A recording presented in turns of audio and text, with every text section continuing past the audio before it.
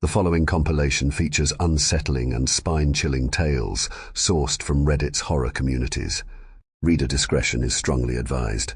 These narratives may contain graphic descriptions, psychological distress, and themes that could unsettle sensitive individuals.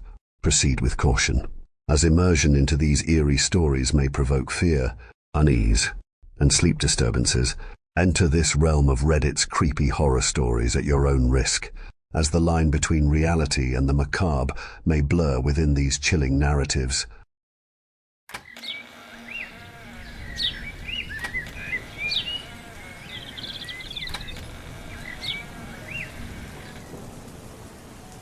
It's a widely accepted fact that the mining industry contains some of the more perilous jobs in the career pool. It pays ludicrously well, of course, but has a notably higher mortality chance to salary ratio when compared to other blue-collar work. It's certainly understandable. However, from poor air quality to cave-ins, all the way to hidden gas pockets and equipment failure, there's plenty of things in this line of work that are less than accommodating to human life. At the absolute very least, however, these risks are expected. Those that work in the field not only anticipate these risks, but gladly accept them as such when venturing below the surface. Aside from freak accidents, things usually only go wrong in semi-well-documented ways. With that in mind, allow me to paint a picture. Something went wrong, and 4 individuals from a 12-man crew have now perished. The rest are stranded, with no foreseeable way to the surface. And yet none of the previously mentioned risks are to blame. In fact, the mine itself, or anything naturally forming for that matter, isn't to blame either. So with all of those potential hazards ruled out, for what reason could this have occurred? Whatever you guessed is likely far from reality, likely not even remotely close. The situation makes absolutely no sense, and the explanation will make even less. For that reason, I'll attempt to break everything down as simply as possible from the beginning, but bear with me as certain parts might be rather long-winded. To start, I'm Finnegan. I'm an equipment operator for a coal mining operation run by Riker Energy Resources, a rather newly founded company headquartered in Wyoming. Overall, the job was a phenomenal opportunity. Little to no experience was needed due to the company being notably unestablished in the industry, with the compensation structure only falling slightly below the national average. For someone fresh out of high school with no plans for college, it was an opportunity too perfect to pass up. After 2 years with the company, I'd gotten into the rhythm of doing my job, and did it particularly well, factoring in the generally unchanging crew of 11 other individuals I worked with. We overall functioned like a well-oiled machine. We pride ourselves on that ability to work efficiently, yet we were rather dependent on our routine.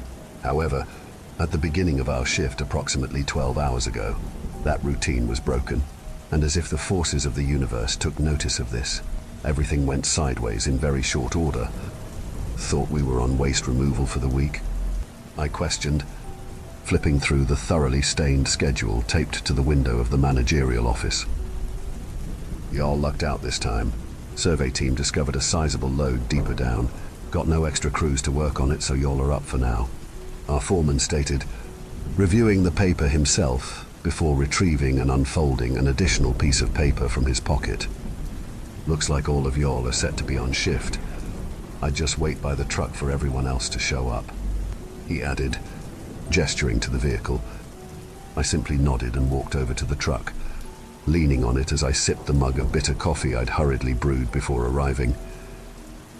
Rather promptly, the other 11 members of our worker pool arrived, and we quickly filed into the back of the vehicle.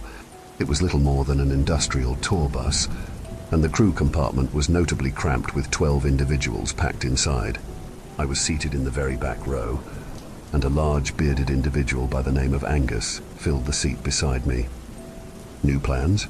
Certainly beats shoveling rock for another 12 hours. Aye, he commented with a slight chuckle. His accent was thickly Scottish, as were most of his mannerisms. Still gonna be shoveling rock, bud. At the very least we get to use the fun tools as well, Margot responded from the middle row. She was likewise an equipment operator, so we often worked interchangeably on the same tasks.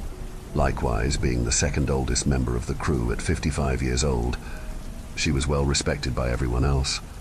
Before anyone else was able to join in, the personnel carrier jolted to life as it began shakily moving down into the depths of the mines. Despite being rather large, all equipment was electrically operated to reduce the risk of fumes accumulating, and as a result it began picking up speed impressively quickly.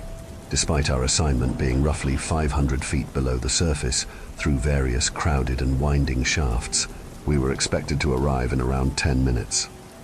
Around 5 minutes into the ride, Angus tapped me on the shoulder and motioned to my coffee mug, which had since become rather cold. "Gonna finish that?" "Finn?" he politely questioned. "Have at it. Not the most pleasant brew," I responded, handing him the half-full mug. "Thanks, lad," he replied, finishing the remaining beverage alarmingly quickly. Shortly thereafter, the vehicle jolted to a halt as we arrived at the assignment site. It was a dead-end cavern with quickly assembled support beams and lighting systems, giving it the definitive appearance of a work in progress. We exited the vehicle and quickly began divvying up the work as always did at the start of a larger task. A gruff, older individual that we simply referred to as Davy took the lead as per usual. He was the oldest individual on the crew, at an astonishing 60 years of age, and had plenty of experience in the industry to back his leadership. After the majority of the crew had been assigned their respective tasks, he pointed in my direction and provided me with my job for the shift as well. "Finn, Margot, grab the drills and hit those markers. Depth should be marked below," he ordered, gesturing to various chalk markings on the nearby cavern wall. "Mark, get with Angus and start prepping some charges." "All right. Let's have a good day. Break," he added, before clapping his hands. Everyone broke out and began working as instructed, with Margot and I making our way across the cavern towards a line of parked utility trucks with various types of equipment stacked in the back. We grabbed the large handheld drills we were to be using during the shift and lugged them over to the specified wall, powering them up and beginning our task as instructed. Within around an hour, many of the markings had been drilled down to their identified depths, with the remaining being completed 20 minutes thereafter. Angus began filling the completed holes with charges, with all the remaining crew filing into their respective vehicles as we began exiting the potential blast radius. Angus arrived last and revealed a detonator from his pocket, connected to the charges with a sizable length of wire. "Shall I do the honors, boss?" Angus questioned, removing the protective cover from over the switch. Davy consulted his radio, and after receiving the all clear, responded with a simple thumbs up. Angus flipped the switch as a thundering explosion echoed through the cavern, with the shockwave shortly making its way up with a level of force that shook the vehicles parked beside us. After a few moments, we loaded back into the trucks and once more returned to the site, which now had a sizable hole blown into the cavern wall, revealing a notably large amount of coal winding throughout the inside of the stone. We began surveying the area and once more began our assigned duties. Margot and I retrieved our drills and made our way over to the wall to continue the extraction process. However, before we could make much progress, Margot stopped and placed her drill on the ground. "Something wrong?" I questioned, doing the same. She appeared fixated on a particular section of the wall, one that was visibly lighter colored than the rest of the nearby stone. "Not sure if I'm seeing things, but I think that's concrete," she responded, picking up a nearby hammer and further chipping away at the area. After a few heavy swings, a larger chunk broke off the wall, revealing visible rebar underneath. "Well, I'll be damned. Davy, check this out," she added, calling Davy over as she continued removing the areas surrounding the rebar.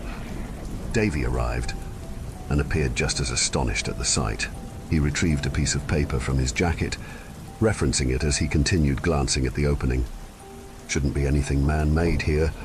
The company has just barely started excavating at this depth," he stated, removing a few additional pieces with his hand. "Shouldn't even be anything aside from the mine for the surrounding 10 miles, he added. He radioed back up to the surface, and after a brief conversation, returned looking visibly more confused than he was previously. Looks like it's a new development to management as well. If it seems sound enough, they suggested that we either drill around it or through it, he informed us, once more glancing at the opening as he referenced his documents. Why not just set a charge in that spot? Should give us an idea of how deep it goes, and we might still stay on schedule too, Mark suggested, having likewise taken notice of the discovery along with overhearing the conversation. He was relatively new on the crew, having only been there for a few months, along with being just 4 years older than I at 25, but had proven his efficacy enough to warrant a reasonable say in matters. Davy contemplated it for a moment before shrugging and walking off. Don't see why not. Grab Angus and let me know when it's ready, he responded. After drilling a sizable pocket to place the charge in, and hammering around additional layers of rebar, the charge was set, and everyone once more drove to a safe distance. As before, Angus received the green light and detonated it, with the thunderous crack of the material splitting echoing throughout the cavern. We returned to the site, and with all members of the crew now being aware of the strange anomaly, everyone crowded around the opening as the dust began to fully settle. To our immense surprise, the explosion didn't reveal additional layers of concrete, or even normal stone on the other side, but rather an opening into what appeared to be another cavern. Margot, having retrieved a lamp from one of the trucks, powered it on and shined it in the hole, only to reveal something even stranger. It was a warehouse, a sizable one at that, with various wooden crates and shelves that extended well beyond the reach of the lamp's light. Now just what in the fuck did we come across here? Angus asked, approaching the opening.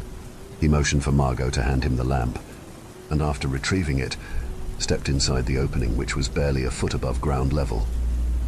He shined the light around, revealing a ceiling of at least 20 feet in height, and even more rows of shelves and crates extending through the room. Soon thereafter, another 4 of us grabbed a lamp as well and followed.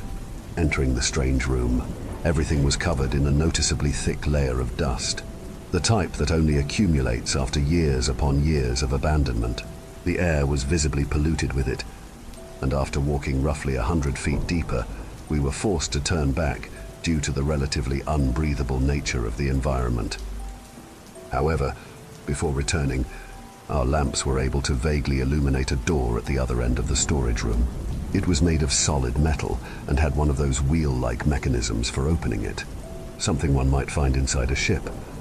Davy, being practically asthmatic after venturing inside, gestured to the nearest workers. Grab some respirators from the truck. I'd rather figure out what this is before we blow anything else to pieces, he ordered.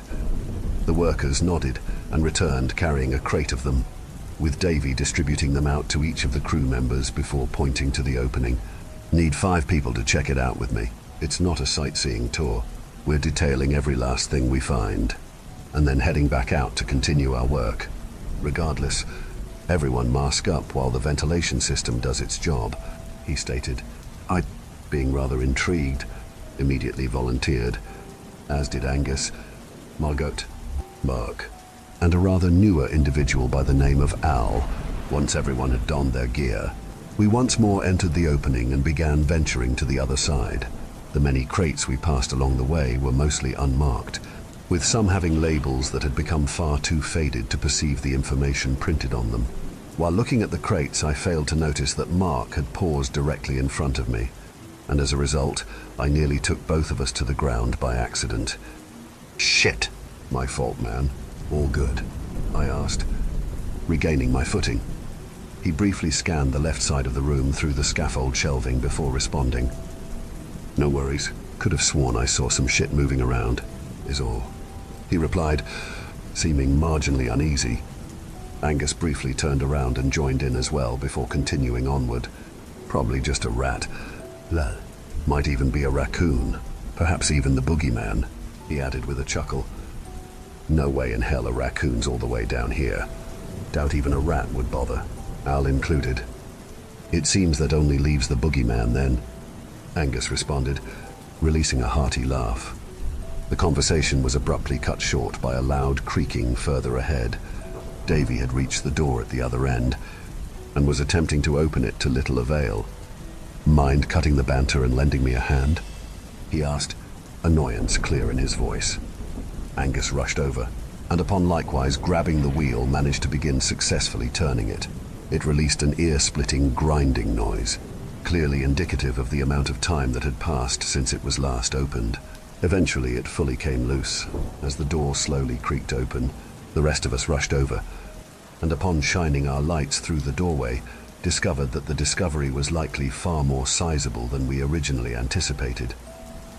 A hallway extended to both the left and right of the doorway, with more doors and what appeared to be a mess hall at the furthest left end. 2 other hallways extended from the main WS as well, both leading further into the structure. Older fluorescent lights lined the ceiling, but considering the clear age of the structure, chances of them working were evidently negligible. "Should we, split up? Or are we just going to search this place one room at a time?" Mark questioned. Davy considered it for a moment before responding. "I'd rather leave it to the survey crew to fully map this place. Check what you can and reconvene here in 20.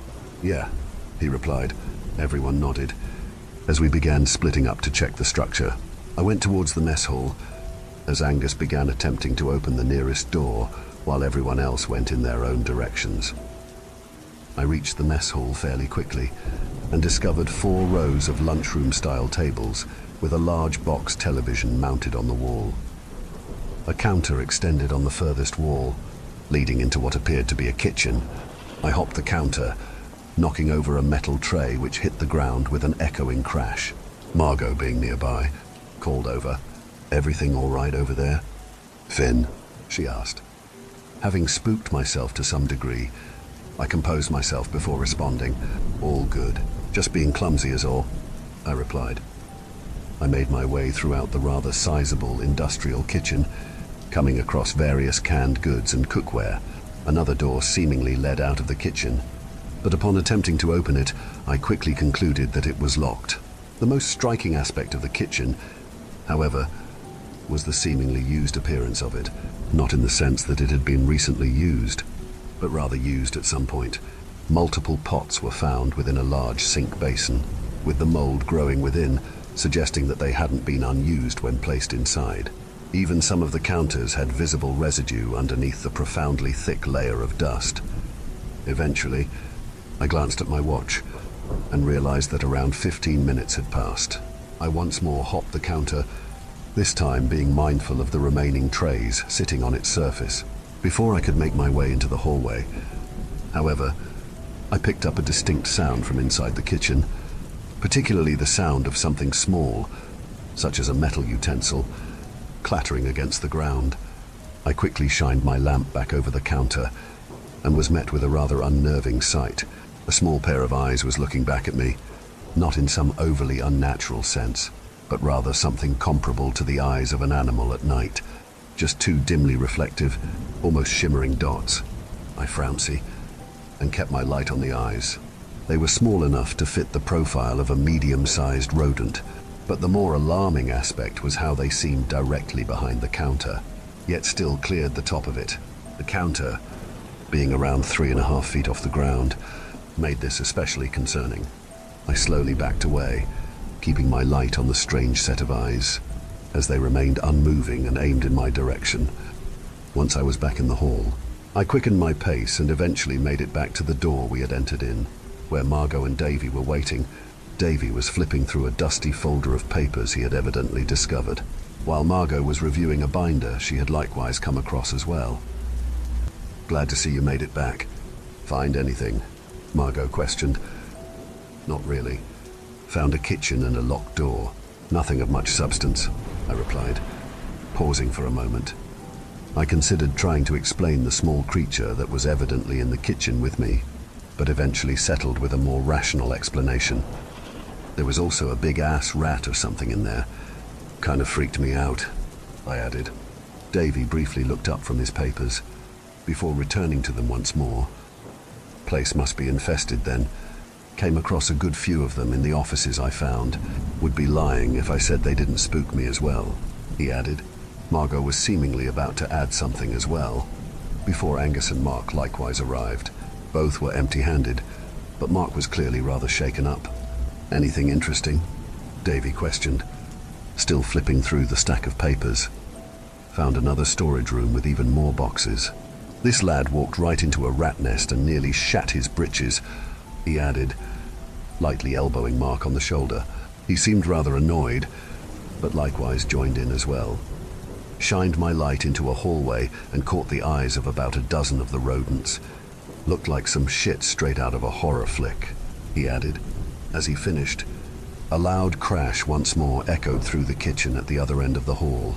We each shined our lamps in that direction, only to be met by none other than the same eyes as before peeking around the corner. With the profound amount of dust in the air throughout the facility, it was still impossible to make out a definitive form to the animal, but the eyes were clearly a foot above the ground.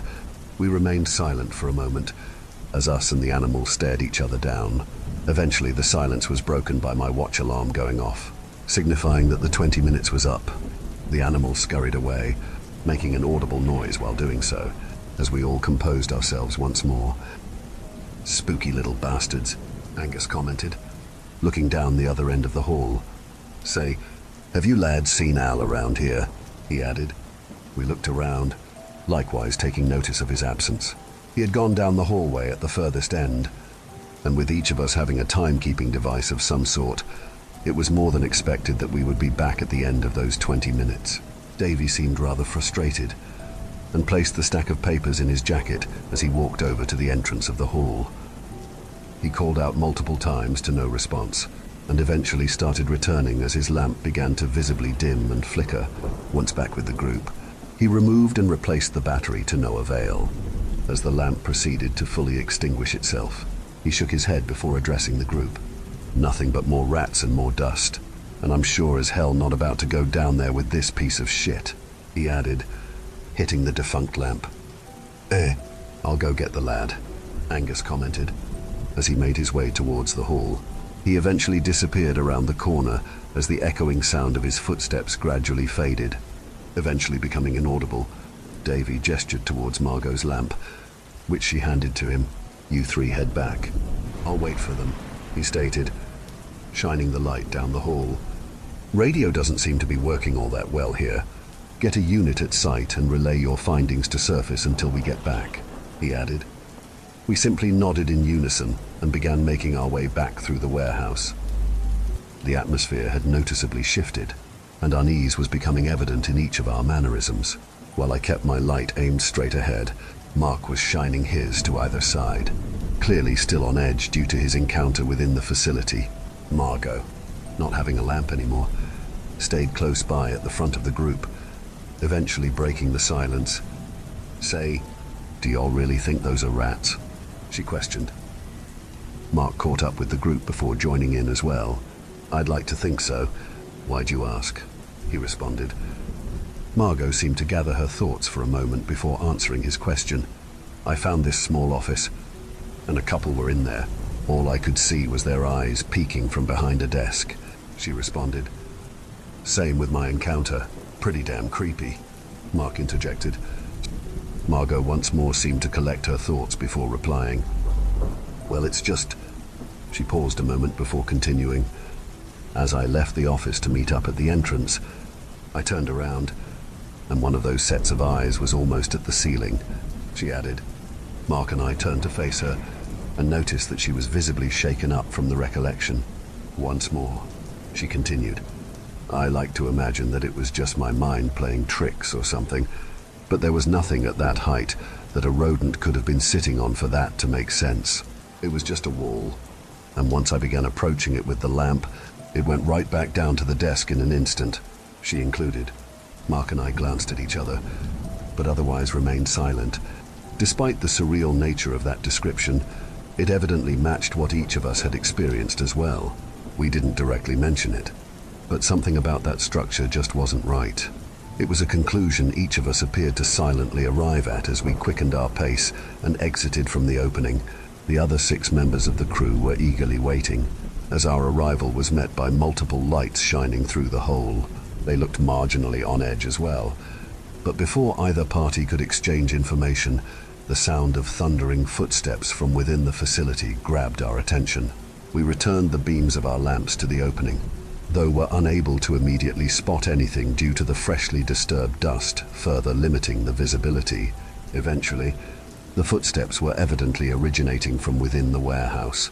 As a shadow became visible, it was Davy, in a degree of full sprint that was virtually impossible for someone in that age bracket. Angus was soon behind, seeming to be clutching his arm. The light Davy was holding had clearly stopped working, and Angus had very clearly abandoned his at some point. Upon exiting the opening, Davy immediately signaled in the direction of the trucks and barked orders between raspy breaths. "Load up the fucking trucks." "We're leaving," he ordered. Angus was soon behind, and it became evident fairly quickly that he'd been significantly injured, with a stream of blood seeping between the fingers clutching his arm and pooling at his feet. Aside from the blood loss, he was pale as a ghost and speechless, with his eyes wide with shock. For someone of his stature, it was beyond abnormal to see him in such a state of abject horror. In fact, many of us genuinely assumed it was impossible. Without question, all of us sprinted towards the trucks, quickly loading them up and starting them as we left the site. Being a passenger in the vehicle with Davy, I turned to him and immediately noticed his expression being one of pure and unadulterated fear as well. "What the fuck happened in there? Where's Al?" I quietly asked.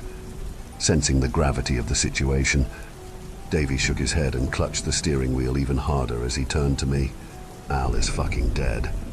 Finn, those weren't rats, and whatever they are tore him to shreds," he silently replied, before returning his eyes to the path before us. "What was left of him we could barely even identify," he added, his voice shaking. The sound of tires on stone once more enveloped the air, as both I and the two other crew that had hopped in the passenger cab were unable to formulate a proper response. Eventually we reached an intersection with 3 narrow tunnels, and Davy quickly turned into the one leading to the surface. Soon thereafter, however, Davy's radio crackled to life with Margot's voice emerging from the device. "We're missing a truck.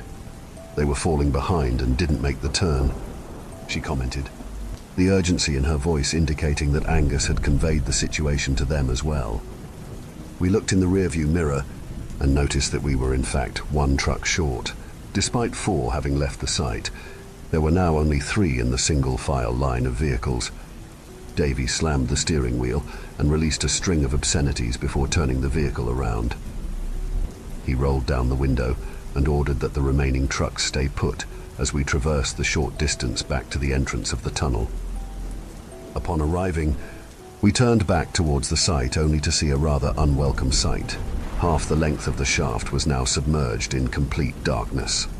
The strings of lights illuminating the cavern walls and ceiling to the very end had evidently failed, with the portable work lights along the nearest half of the cavern being the only source of light. Even the ones nearest to the site had begun to flicker, with a large floodlight stationed along the wall opposite to us, failing rather shortly upon our arrival. As within the facility, the remaining lights reflected off various sets of eyes at the edge of the darkness, some at ground level, others seemingly 20 feet or more in the air. There seemed to be dozens of them, and as another set of work lights extinguished themselves, I could have almost sworn that more sets of eyes appeared. Aside from the occasional popping of the lights, it was eerily dead silent. Most notably, the remaining truck wasn't anywhere in sight, having evidently broken down far beyond what was now the reach of the light. Furthermore, nobody within that vehicle had been present in that facility, meaning the full urgency of the situation was likely not understood by any of them. Davy, likely realizing this, loudly called out to them, his voice cracking while doing so. Upon receiving no response, he yelled once more, his voice echoing across the cavern walls. Again, there was no response. For a moment we sat in silence, awaiting any sign that the occupants of the truck were still there, only for more silence to follow. Eventually more work lights popped, with the line of darkness now becoming precariously close. Davy once more released a stream of obscenities before grabbing his lamp and rushing to the edge of the light, shining it across the cavern from left to right. The various sets of eyes seemed to avoid the light, shifting to remain outside of the direct beam, filling the air with an unnerving scuttling noise as they did so. Eventually, the beam reflected off the white paint of a truck at the furthest wall of the cavern, with the doors visibly open. The light likewise reflected off a mound lying directly outside of the door, which to our horror, we quickly identified as one of the reflective stripes on our high-visibility work jackets. The jacket was evidently still attached to something solid, but the spacing between the visibility stripes indicated that it was no longer in a single piece. Nearly on cue, Davy's work lamp began flickering once more. He quickly took notice and sprinted back to the well-lit area as it extinguished itself. Without a word, we once more loaded into the vehicle and began making our way back through the narrow tunnel. However, just as we were approaching the remaining 2 trucks, ours began slowing down, eventually coming to a complete stop. Davy attempted to restart it to no avail, with a gauge on the dash indicating that the battery, with supposedly enough juice to last all shift, had already been completely depleted. Without any hesitation, we exited the truck and sprinted to reconvene with the rest of the crew, each of them now outside of their vehicles as well. Mark, being in the last truck of the group, immediately noticed us returning without the 3 missing members of our crew and leaned against the side of the truck with his head in his hands. Angus was likewise standing nearby and now had a blood-soaked t-shirt wrapped around his arm. Margot had the hood of one of the vehicles open and eventually slammed it shut in clear defeat. She made her way over to us, as did the rest of the crew, and shared further unfortunate news. The battery on both trucks is completely drained. Tried to radio back to the surface, but the units aren't working either, she commented, the weight of the situation likewise becoming evident to those still somewhat unaware. Silence filled the air for a brief moment before the faint sound of another bulb popping drew our attention.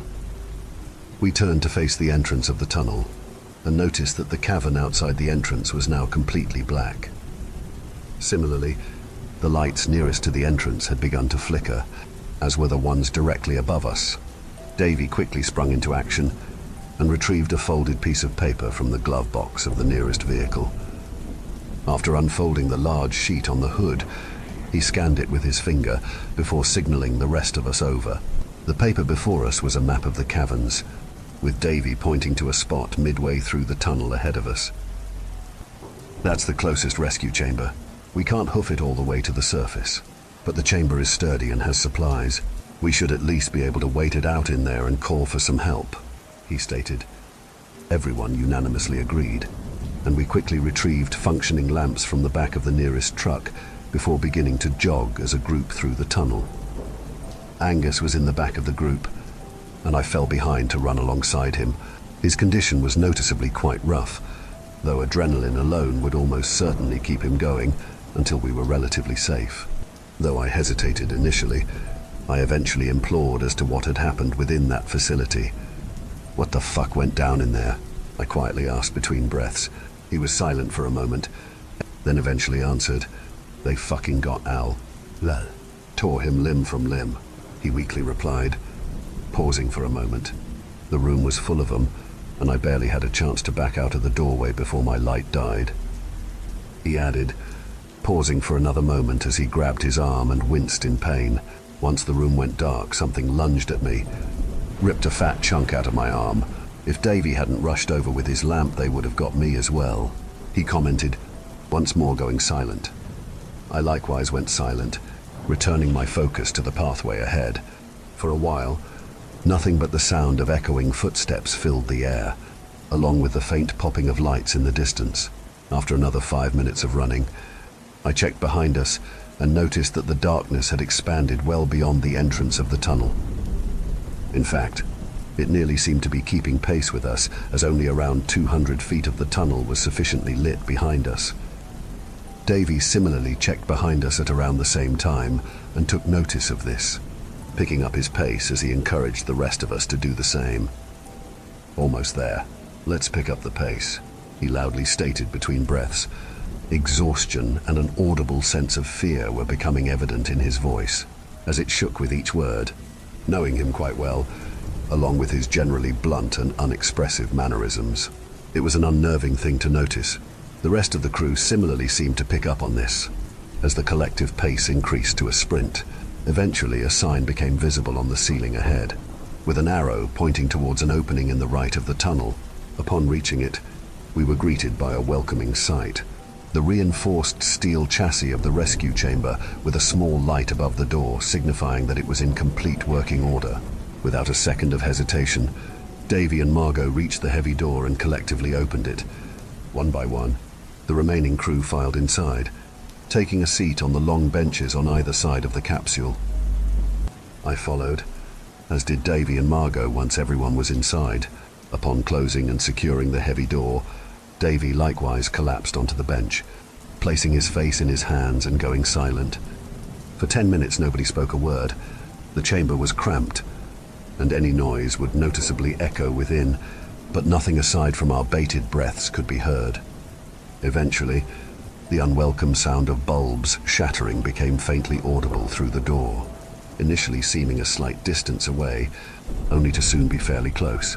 As the sound began to reach the tunnel directly outside the door, Margot silently stood up, verifying that the door was properly secured before once more sitting down. The sound of bulbs shattering passed by the outside of the door, and then slowly faded as it continued through the remaining stretch of the tunnel. The overhead light within the chamber began to flicker, and then subsequently dimmed, though it remained on. Shortly thereafter, another sound became very faintly audible. The sound of something hard, such as nails, lightly scratching and tapping on the outside of the chamber. It started out relatively unnoticeable, but quickly escalated in both frequency and volume until it was all that could be heard. It came from the walls, door, and ceiling, and echoed throughout the inside of the chamber at a deafening frequency. Angus covered his ears and began sobbing, while the remaining crew was very visibly barely keeping it together. To our delight, however, the light remained functional despite having dimmed by a large margin.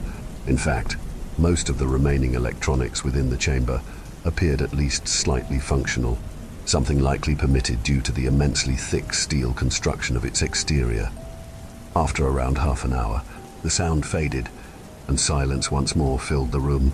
After a moment, Davy quietly stood up and began tinkering with the radio, with it thankfully still functioning and allowing connectivity with the surface.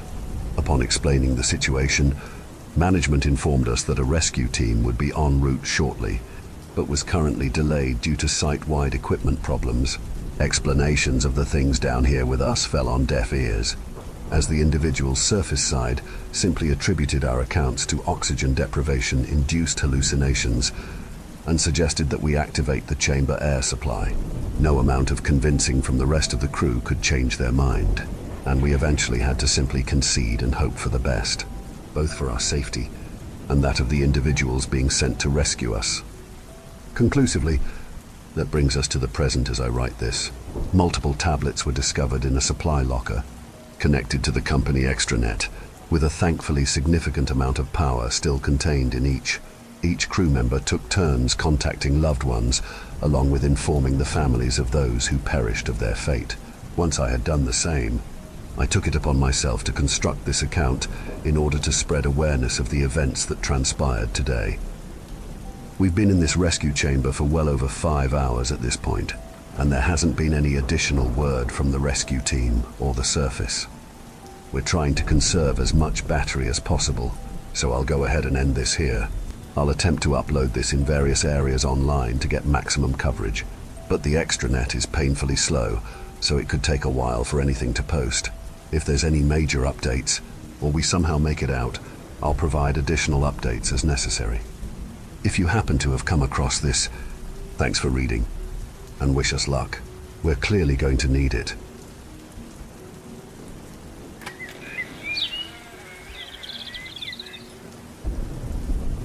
We walked along the train tracks. I can hear the cans rattling around in George's bag. I looked up to Jet, who was cautiously pointing his bow, loaded with an arrow around, ready to shoot it if needed. I feel a slow calm come over me. At least I have a small group now. I remember when I was alone in the beginning, those weeks of being stranded in my apartment were the most alone I had ever felt in my entire life. I look over to a very wary Jet and smiled. Finding a random person had changed that, making my odds to survive whatever hell we were living in that much stronger. See, I'm pretty sure my little town was the only place on Earth that had zombies. At first, I thought it was the entire world, but no, it was just us. We knew we had been left stranded by the government a long time ago, only waiting and biding out time until it finally ran out, until we became one of those things too. I remembered how it had felt, back then, in the beginning. I stared up at my ceiling. The screams outside kept waking me up. It had been a few weeks since my personal hell had started. I guess technically it was everyone's personal hell. Half the population had to be dead already. Or was it undead already? I sneer at the idea. I don't know. I don't know how to feel. Why am I even thinking about this? I hear a crash and loud stomping feet above me. Must be my neighbor above me getting attacked. I need to leave. I was running low on supplies. I look over to my last 2 granola bars and 3 chip bags. The dim lighting of the night moon shining through my curtains and onto the snacks, like they were on display for the last food preserved on Earth. I sigh. I had no more clean water.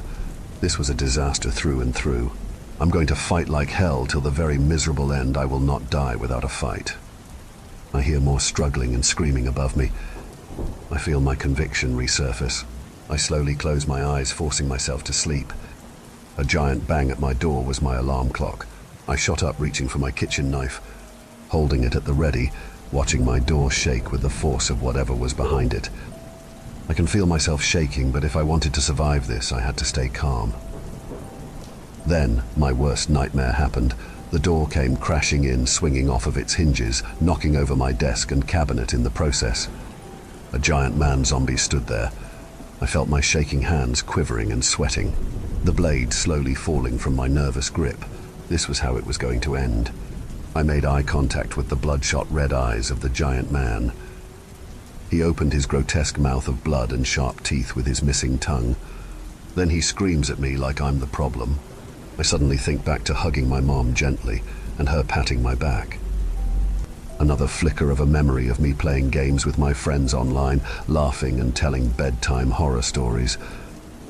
I feel a single tear come out of my right eye. This is it, the end of my short-lived life.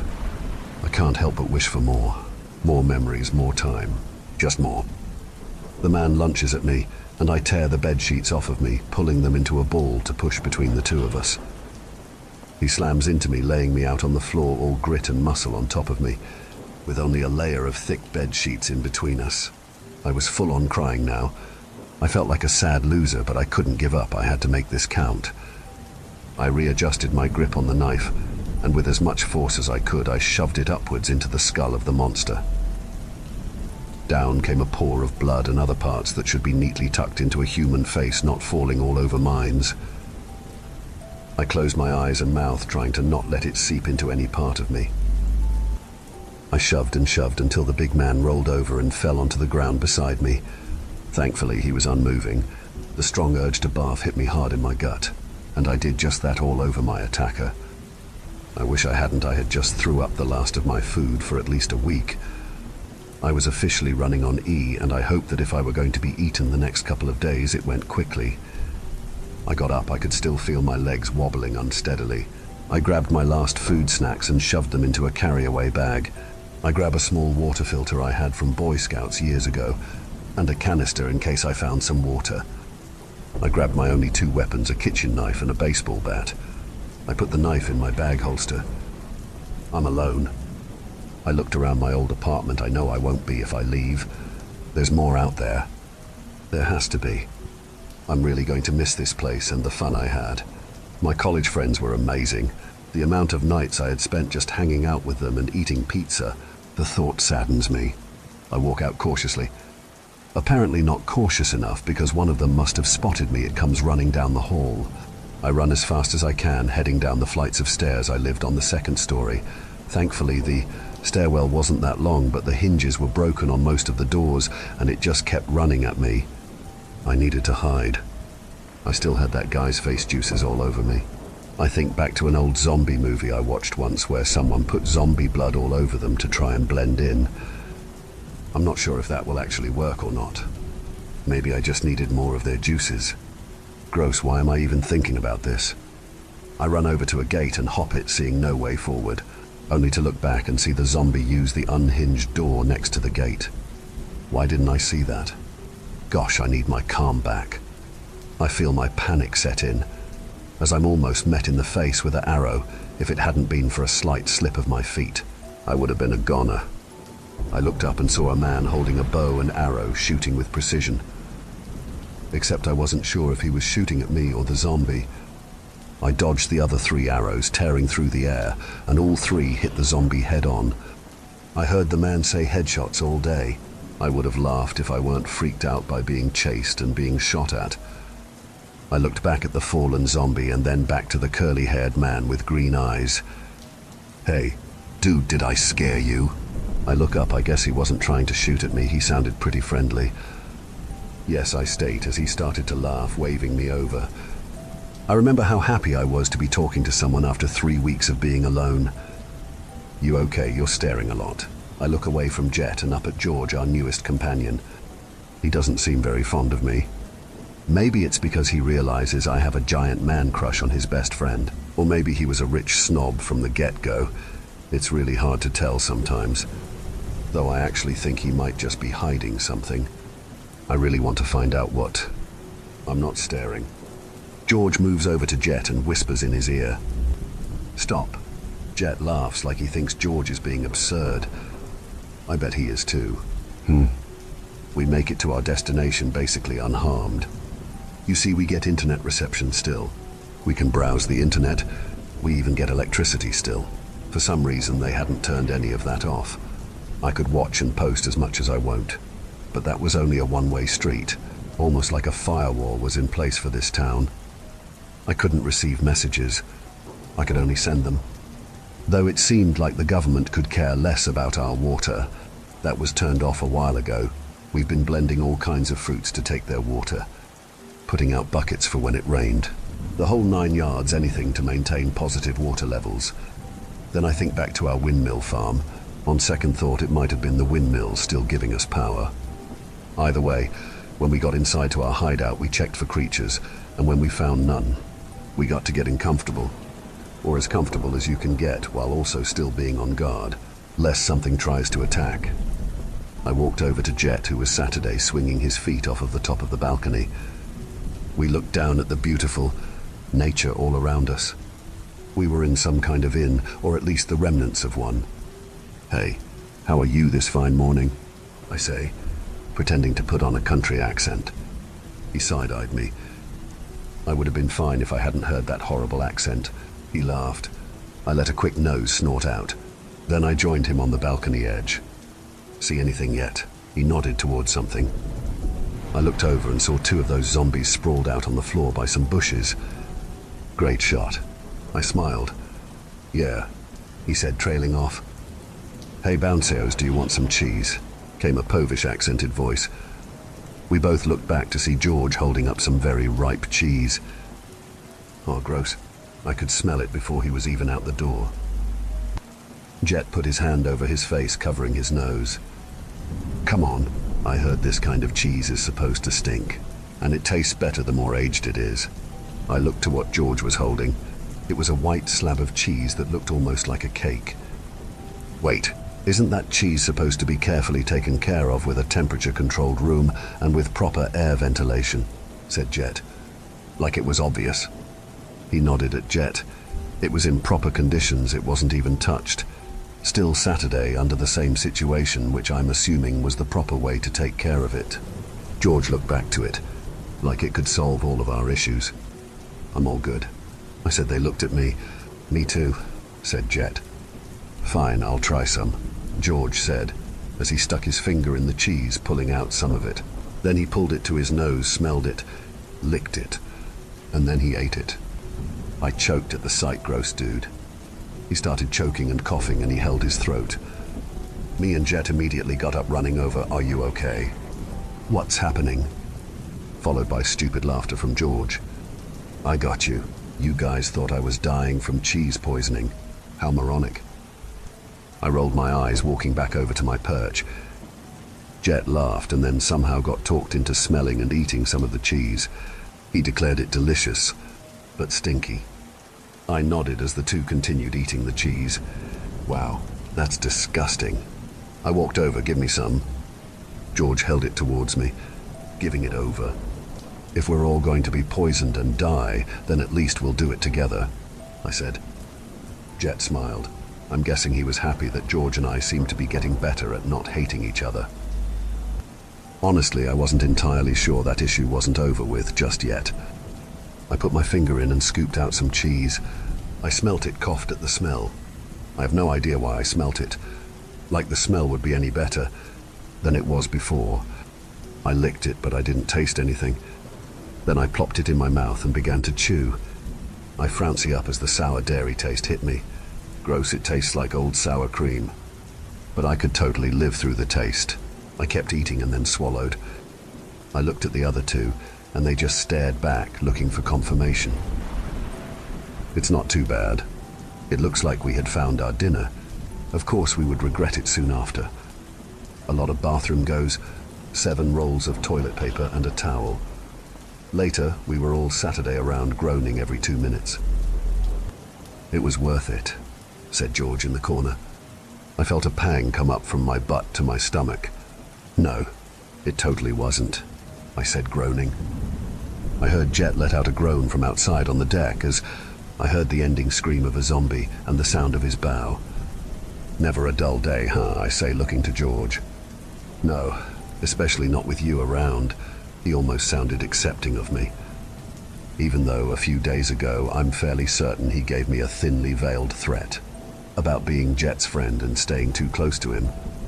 I sighed at the memory. Can't you do something that's not incredibly stupid? Said George, sprinting beside me. No. I can't hear you. Oh. Real mature me and George are running from the thing behind us, while Jet gives us cover from up above in the house. Just hurry up and stop nagging Grandma, I say sarcastically and out of breath. Well, it wouldn't be chasing us if you hadn't dropped a can that loudly. It slipped. I heard a dramatic gasp. It did not. You literally threw it into the bag filled with other cans. Were you expecting it to sound like a feather? Sorry to break it to you, but a can on can sounds like a heavy metal band. Please, George, not while we're being chased by a monster. Fine, gosh, I hope all rich people aren't this annoying. I wipe my face of sweat and throw my cargo bag over the fence. I grab onto the hinges and lunge myself over, falling on the dirt hard. I hear George land before me. I immediately scramble up and grab my bag and keep my fast-paced run up. I hear the screeching coming closer, and then a loud, dying hush as the creature finally goes down at Jet's arrow's expense. I run to the door and hold it open for George as we rush in. I immediately get to locking and binding the door, huffing like a madman. What are you? An idiot. I look up at George, shaking his head at me like he couldn't believe my existence. I said I was sorry, I wasn't expecting it to be so loud. Okay. He storms off, dropping his cargo. I sigh heavily and shake my head, trying to let the air flow back into my nostrils. I hear footsteps approaching. I look up into green eyes. What made George so mad? I roll my eyes at the mention of George's name. That guy has been a pain ever since he showed up. To top it all off, Jet seems to have some weird soft spot for him too. I sour at the thought. He's got his rich pantaloons in a twist, I say sarcastically. I see Jet make a confused and cautious face. Yeah, he says it like he didn't know he was speaking. I sigh again. He looks me in the eyes, carefully watching me like I was a scared animal. I sure felt like one. I hated being chased by those things. It always made me panicked for days after. I couldn't tell Jet that, but I'm pretty sure he could tell somehow anyways. I felt like I couldn't really ever hide anything from him. It's one of the main reasons I regarded him as a close friend with a lot of respect. You okay? I shake my head, yes. But I can feel my palms quivering. He looks down at them and then back up at me. He slowly walks over, putting his bow on his side strap. He holds his arms open for a hug and I silently accept, feeling a large warmth engulf me as I slowly close my eyes. I know the world has gone to hell outside, but at least I had a friend. Someone who cared. The hug deepens when we put our heads on each other's shoulders as he rubs my back comfortingly. It's okay. We're all okay. I smile in contempt at the words. We pull apart and look each other in the eyes. He smiles at me. I can tell he was just trying to comfort me. Hey, I see an angry-looking George in the corner. We both look over. Jet walks over to the forgotten cargo on the floor, getting some cans out and ready for dinner. Hey, yourself, said Jet snarkily. George looked less angry than before. I wonder what his beef was with me. Very clever, said George, folding his arm. Jet laughs softly. Let's eat corn, boys, says Jet, like that wasn't last night, or the night before that's meal. I shake my head as he walks off carrying a bag of food and random junk that we could consider our snacks. George looks at me with annoyance written all over his face. How's it going? He looks like he wants to ignore me. You're real buddy-buddy with Jet, aren't you? I shake my head, yes. Annoyed already. Yeah, we did just spend majority of a year in an apocalypse together, I say sarcastically. I see George's eyes twitch and a sigh. Well, back off now, he says like he was chastising a dog. Excuse me. I say, you may be. I rolled my eyes. Why is he being so sassy? Why are you acting like I'm the bad person here? He looks up with a downturned snarl like an upset kid. I just was alone for a better part of a year in an apocalypse. I'm going to miss my best friend, okay? I say, trying to make it obvious that Jet was both of our friends. We look at each other with snarls. Hey, we hear from the kitchen. Can one of y'all come over here and help set up a second pot for beans? George looked over in the direction that Jet was. I'm coming. We looked back at each other. Why does this feel so annoying? I rolled my eyes as he walked out. Maybe it's because Jet seems like he likes George more than me. I was the runt of the group after all, the youngest. Jet sometimes treated me like an overprotective brother or mother. It all kind of depends on the situation. Later on that night came the threat. I remember being Saturday around the fireplace, doing a night watch when, would you ever give him the opportunity? George looks back over to me. No, I rolled my eyes. This guy was all talk, no play. Why? Was it because he was a narcissist? I don't care what he says, I can't trust anyone. Is he the exception? I stare at George's angry expression. Yes. George had woken up in the middle of the night, during my watch shift, to tell me he didn't trust me. I feel like me and Jet have known each other forever, even though we only met during the apocalypse. Yet his bestie feels cold and angry. The complete opposite of Jet. Which I guess is what I was like in the beginning of this all too. Cold and angry. Scared and sad. You know, all of the usual stuff. I shift at Jet's soft snore that makes me look back at his sleeping face. He slept on peacefully while the vibes in the room turned more and more wrong. It's commendable, I think, how you've turned him into a pile of putty. I look back up into intense dark eyes. There was a sense of vengeance in those eyes, like I had done something wrong and I will be slain for it. Putty?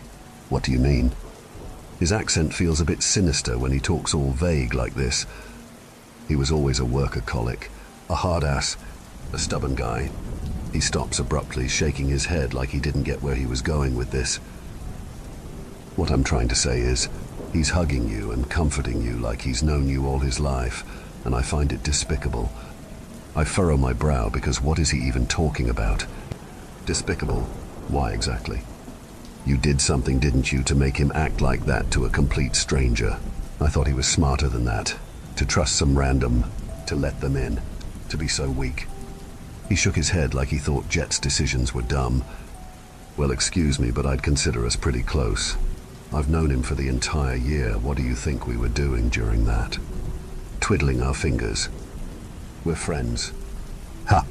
He laughs obnoxiously. I hear Jet shift a bit, as if this guy is in denial, like a guy that didn't get his favorite toy at the shop. Let him be, I'm so tired. I sigh. Since you're up, do you want to start your watch shift so I can sleep? He looks a bit annoyed. Fine, go nap. I'll watch over. No, I didn't trust him, but I also was incredibly tired. The next problem will show its face soon enough. I sighed, remembering how my last thought had been of my life before. Well, I look over to George. He managed to not get us dead, so that's a win in my book. I still didn't trust the guy as far as I could throw him.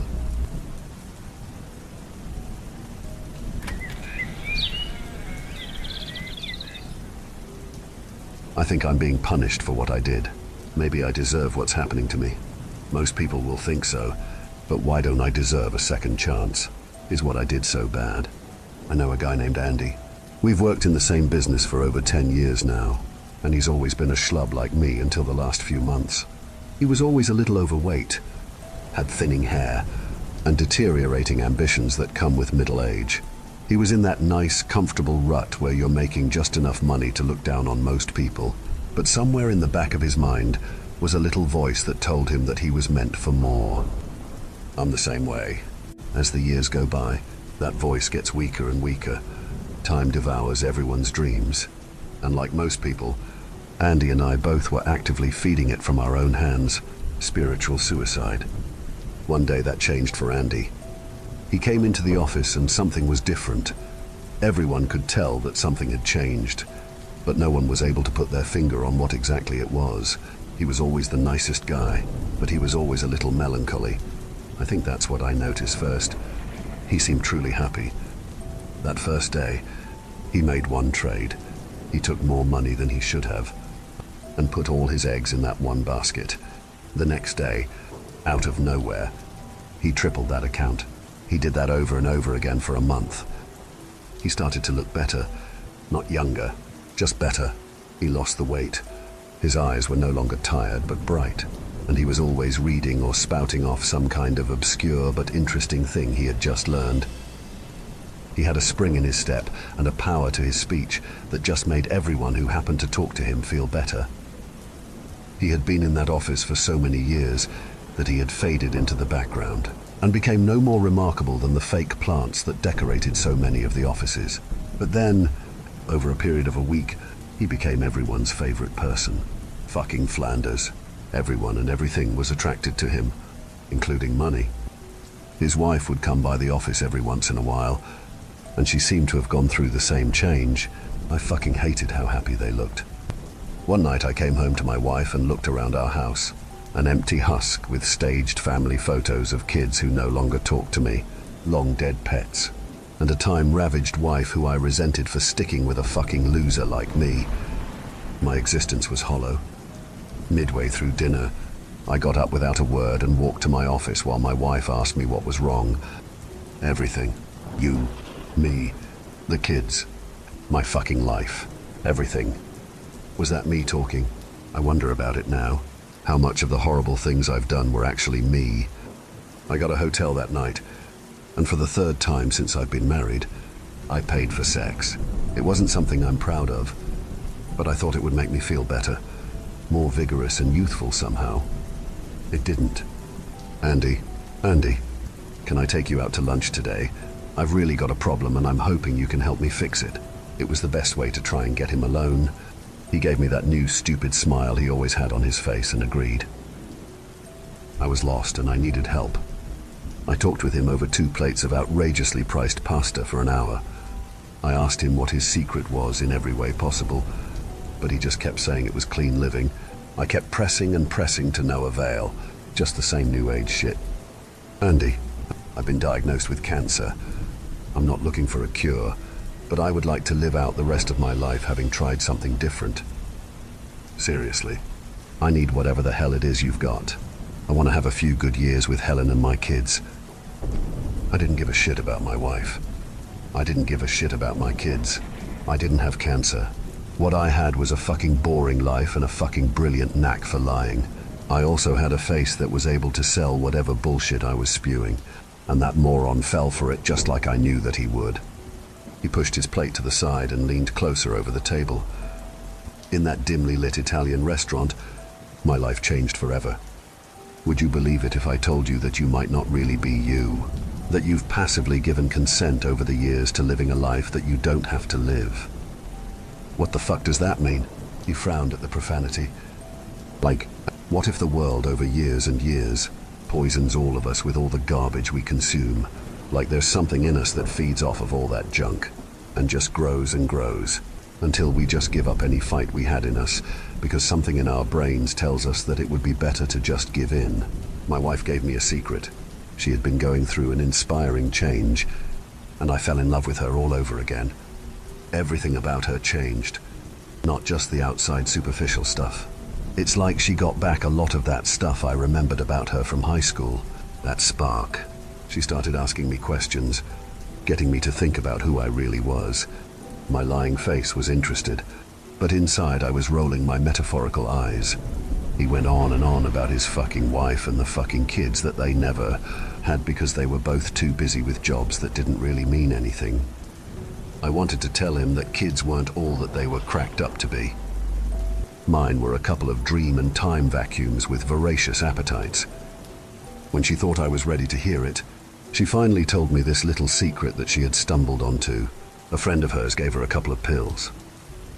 Drugs. Kind of. I'm not really sure what they are. I'm only allowed to tell one person about this, and if what you're telling me is true, maybe I can help you more than you know. What do you mean? Maybe it can help with the cancer. I forced my eyes to well up. There's nothing more pathetic than a man who is on the verge of crying and holding it back to look stoic. Andy Flanders ate it up and even reached across the table to grab hold of one of my hands. I'm gonna help you. Bingo. The next day, Andy gave me 2 small pills. Take these tonight. Rent a hotel room and grab a bunch of fast food. Something really bad for you. Take one before you eat, and one about a half an hour after you're done. This is important. You need to do this exactly as I'm telling you, and there is a risk. What risk? You need to be alone with no chance of someone around. Once you take these, you'll be in pain for a little while, but if anyone else is around, they won't be safe. If you're being honest with me about everything, then it's going to be painful, but you'll be okay. If you're not being honest with me, it could go really bad. Way beyond bad, actually. You are being honest, aren't you? Andy, I've never been more honest with anyone than I have been with you the last couple of days. He smiled that stupid smile and clapped my shoulder.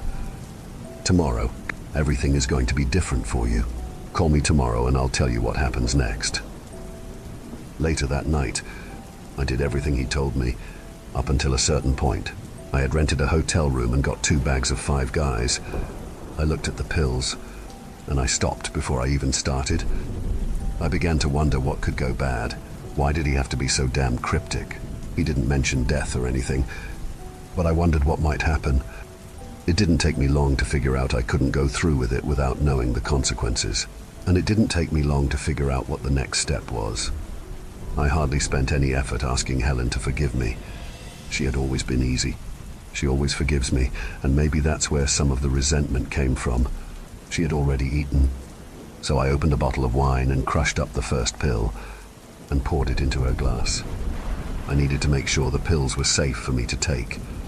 I didn't feel comfortable taking them in some hotel room where if something went wrong, no one would know. I thought if anything terrible did happen to Helen, I'd be there to make sure that she got help right away. If something great happened to her, then I would simply tell Andy that I needed another couple of pills to give to my wife, and then take them myself. It was a win. Win. I watched her for 30 minutes and nothing about her changed. I let her drone on and on about things we could do to make our lives better, knowing full well that if everything went to plan with these pills, I would leave her regardless of the positive effects that they might have on her. I was hoping for a whole new life.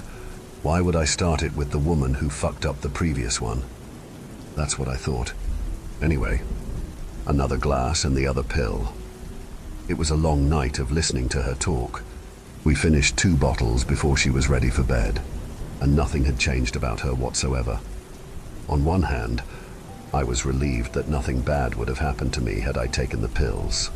But on the other, I was furious that no change seemed to occur at all. I fell asleep next to her after telling her multiple times that I wasn't in the mood for sex. I remember the smell woke me up before the wetness did.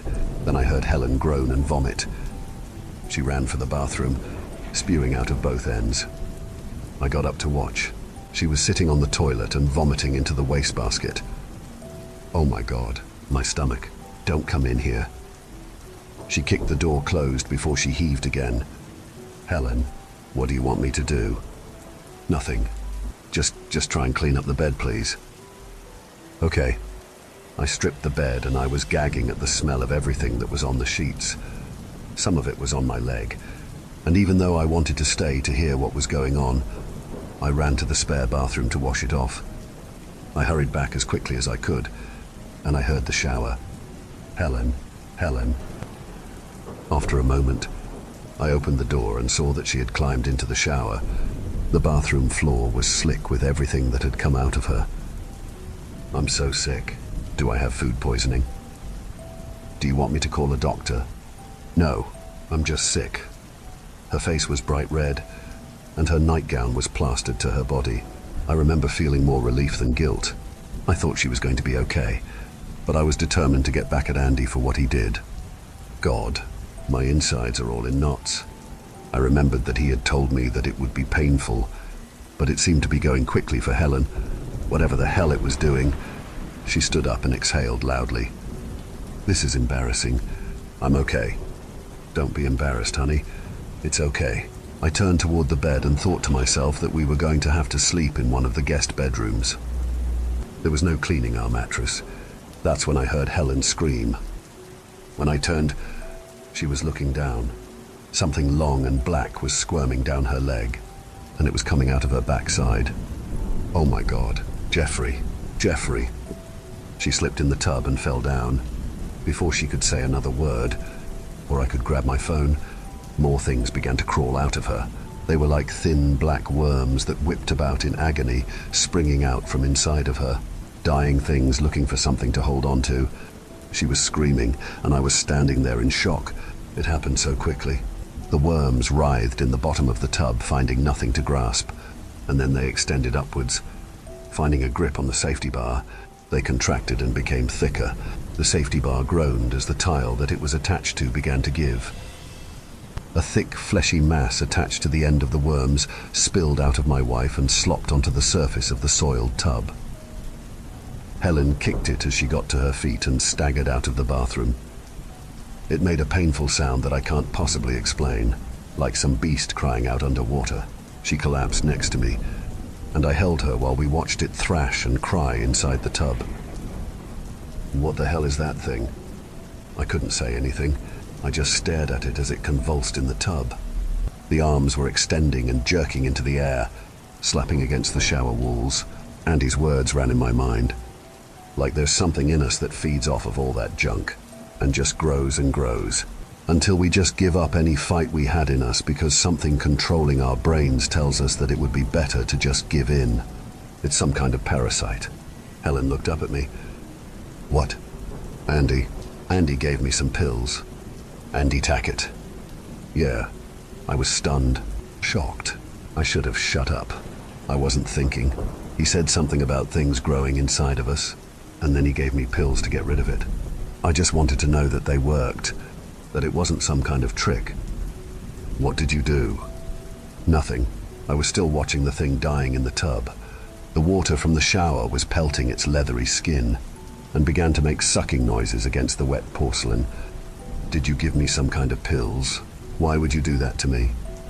I looked down at her, and before I could even say anything else, I felt something wrap around my ankle. It started to burn. Helen pushed away from me, and Crab walked across the floor backwards as fast as she could, while those worms extended out of the tub. It felt like thick rubber bands were tightening around my leg. I tried to crawl away, but my head felt heavy, and there was a warmth spreading upwards from where the worms were squeezing against me. All my limbs were jelly, and I felt like something was taking over my brain, inside my mind. I couldn't scream. It was drugging me.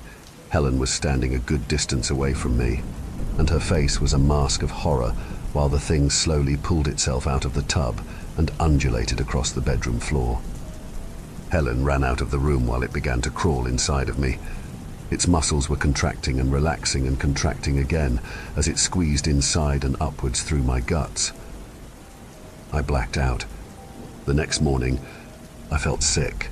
All the mess was still there, but Helen was gone. I tried to call her cell. but she wouldn't pick up. I called an ambulance. I obviously couldn't tell them what happened, but I needed help. I told them I had severe stomach pains and I felt like I was dying. Several tests were run, and I insisted on an X-ray. Nothing was found. Just like Helen, whatever it was that had crawled inside of me was gone. I felt relief, but I had never felt so sick in my life. I stayed home for a few days. Andy came by the house on the fourth day. He wouldn't come inside.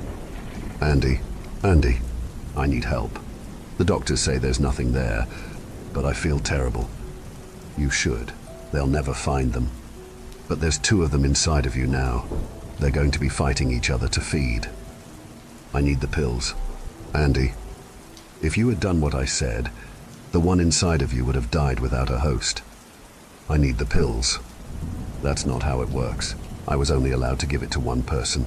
Now Helen has the choice of who she helps. Andy, please help me. She's doing fine, by the way, in case you're interested. Helen, she talked to you. That night, she came to our house. We explained everything to her. You know, the things you didn't explain before you gave her pills that were meant for you. How could you do that to your wife? She's better now, though. Right. That's not the point.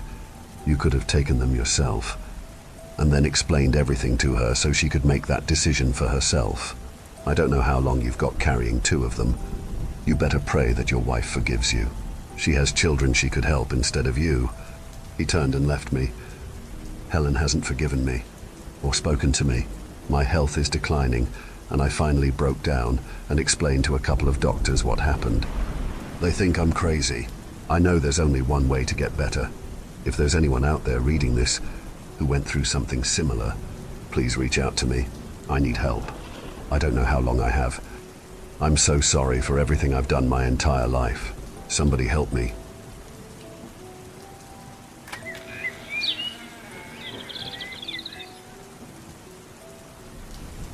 Two years ago, I lost my dad.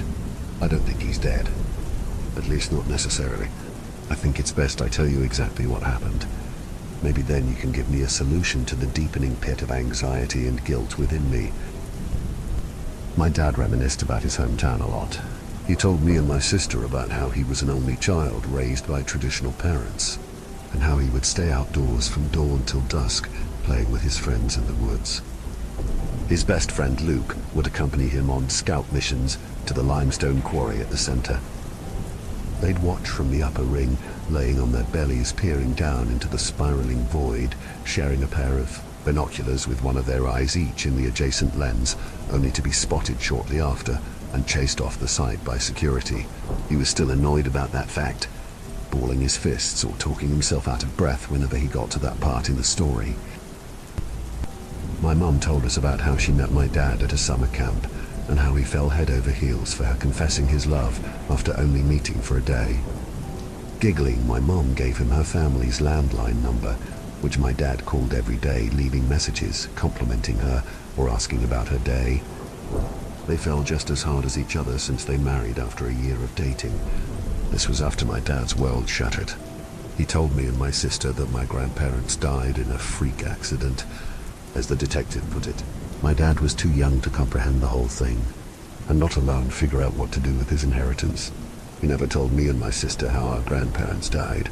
I suspected he didn't know. I suspected that he rather wanted to move on and start a new life with my mom than wallow in his own tears in an empty house. They were happy. We were happy. But I think it ate away at him all those years, wondering what happened. It wasn't any surprise that when his childhood home made an appearance in a documentary about abandoned towns, we paid a visit. Why are we going back? Well, that documentary ignited a memory in me that I had long forgotten. There's a time capsule in the woods that me and Luke buried when we were younger. I don't know. I guess just seeing it on the TV like that made me realize that it would never see the light of day again. I think it's only right we're the ones to do it. You'll get to see where your old man came from. He chuckled, punching me lightly on the arm. Say, why do you think this place was abandoned to begin with? The documentary didn't really make much sense. Well, if I had to guess, I suppose it has something to do with the quarry.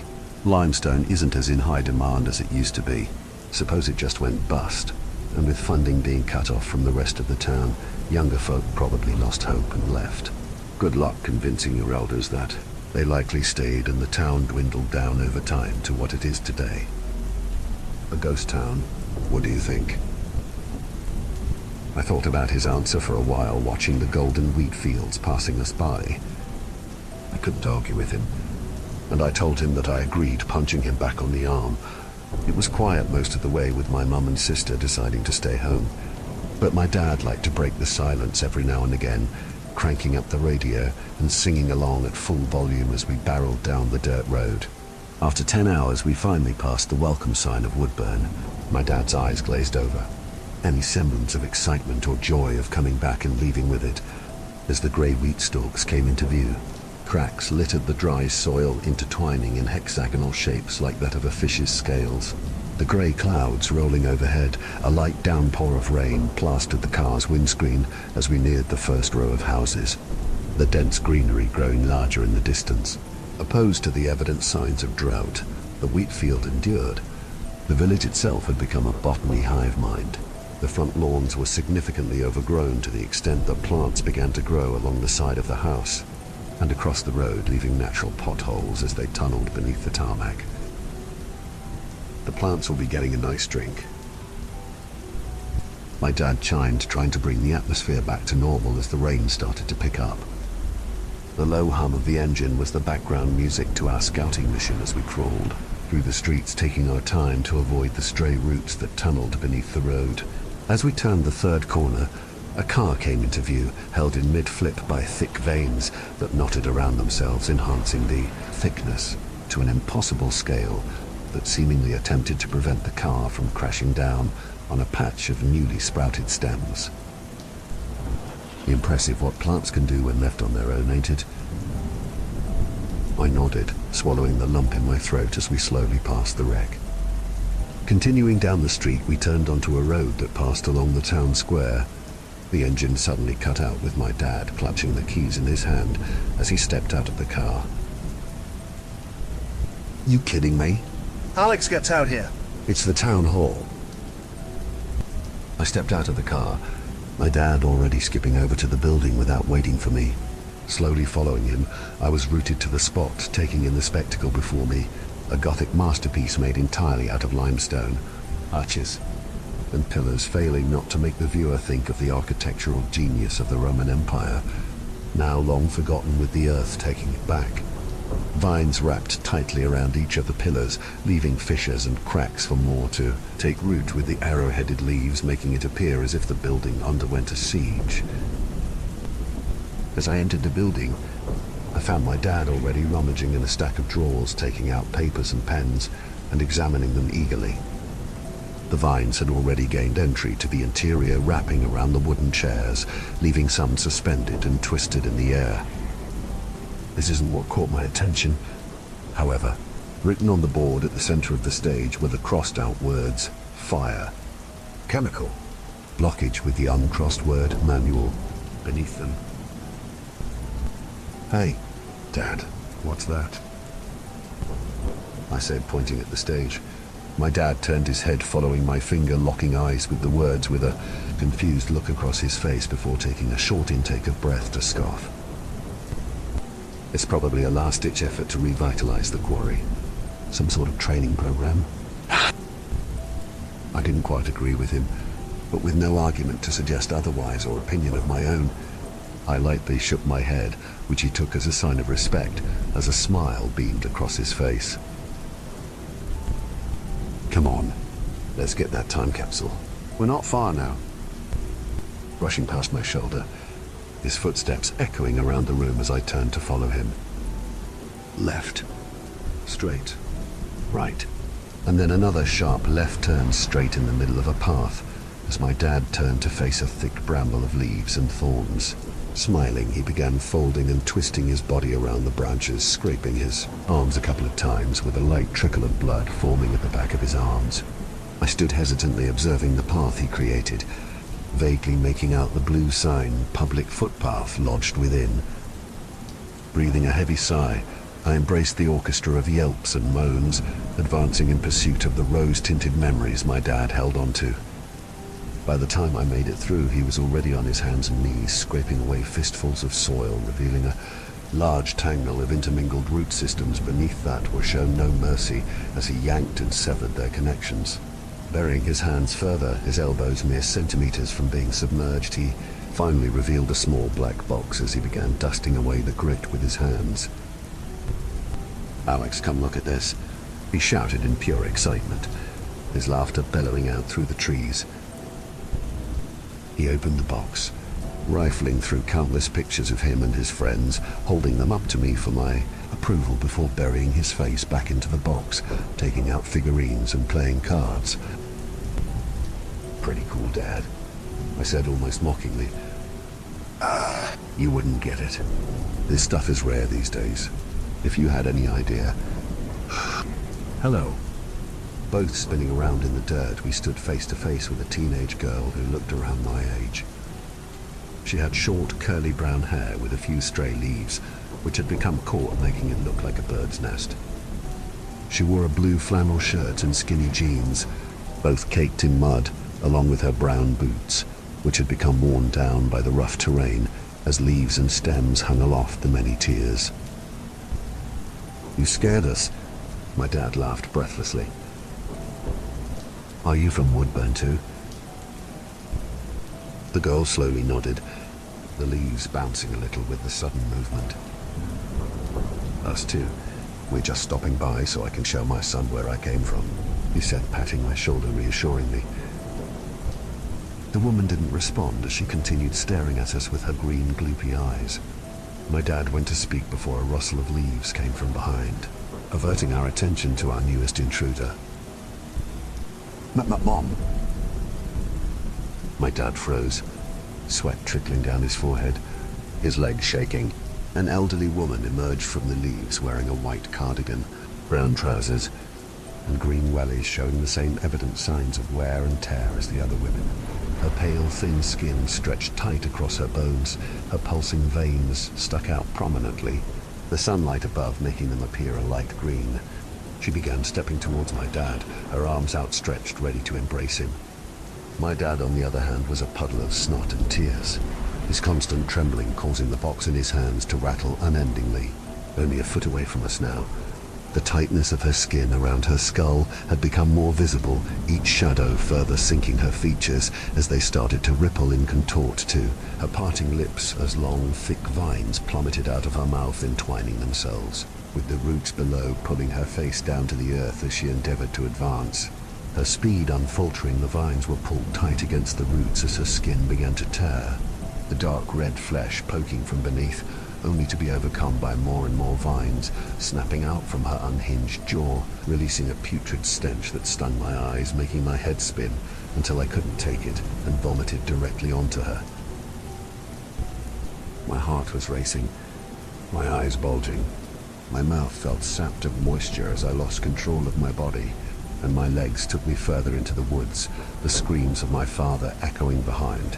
Tears streamed down my face, blinding my vision.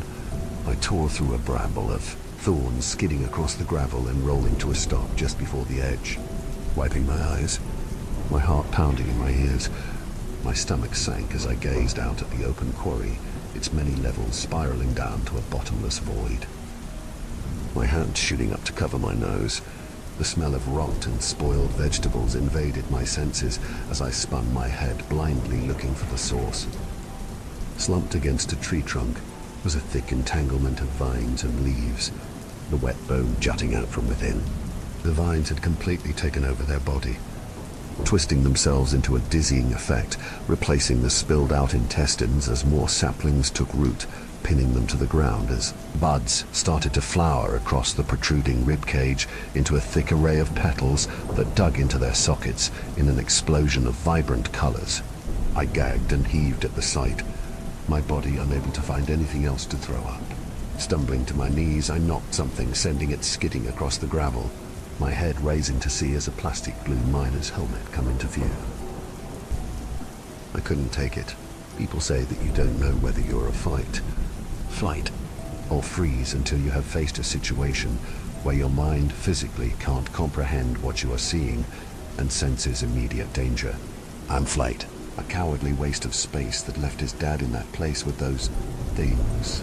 I ran and I ran, and I ran stumbling over branches and vines and roots. I didn't come across anyone else in those woods. When I made it back to civilization, I came across some friendly strangers willing to lend a hand. I made a report to rescue services about my dad, and they told me they conducted an aerial search, but that they couldn't see anything through the greenery. They told me countless times that they were looking, but I knew they were all lies. I think they knew what had taken over that town, and they were too ashamed to accept responsibility.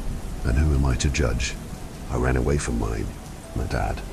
I think about him a lot, especially now. This morning I came across something in my garden.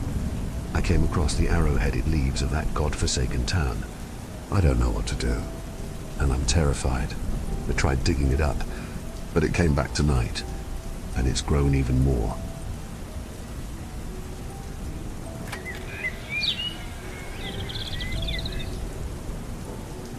I've been sitting on this one for a little while, but I think it's time. This happened about 3 years ago. I was, without a doubt, the worst kind of hiker. You know, those guys who are all leave no sign, bagging their garbage, burying their poop, cleaning up their campsite, respecting nature's natural beauty, and all that. Yeah, that wasn't me. I like camping. My parents liked camping, but there was always a mentality of the woods will take care of things. I watched my dad leave a whole cooler full of empty beer cans at the site one time when I was 8. We brought a couch with us on a camping trip once just because Dad knew there was a ravine nearby.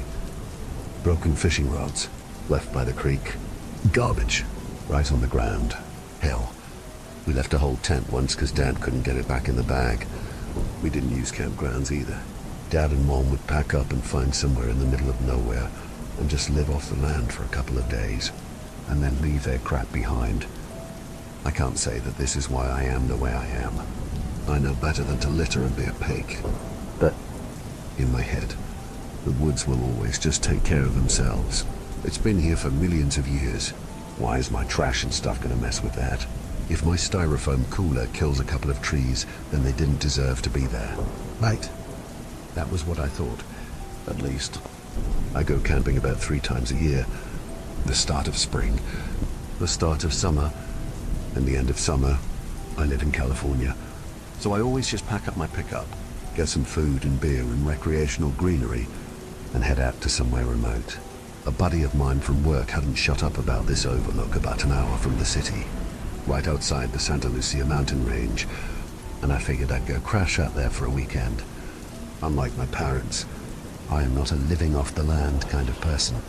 I brought food, I brought stuff, and I intended to do nothing but sit in the wilderness, sleep in my hammock, and get high. I called out Friday and found the perfect spot by lunchtime. It was gorgeous, overlooking the valley and so remote that if I were to get really hurt, I'd probably die out here with no one the wiser. I set up my hammock, set out my fire logs, got some water, just in case, and just kind of spread out a bit. I made some lunch, sandwiches, rolled a joint, and just kind of got mellow for a bit as the day rolled on. It was nice out here, just watching the clouds and listening to nature.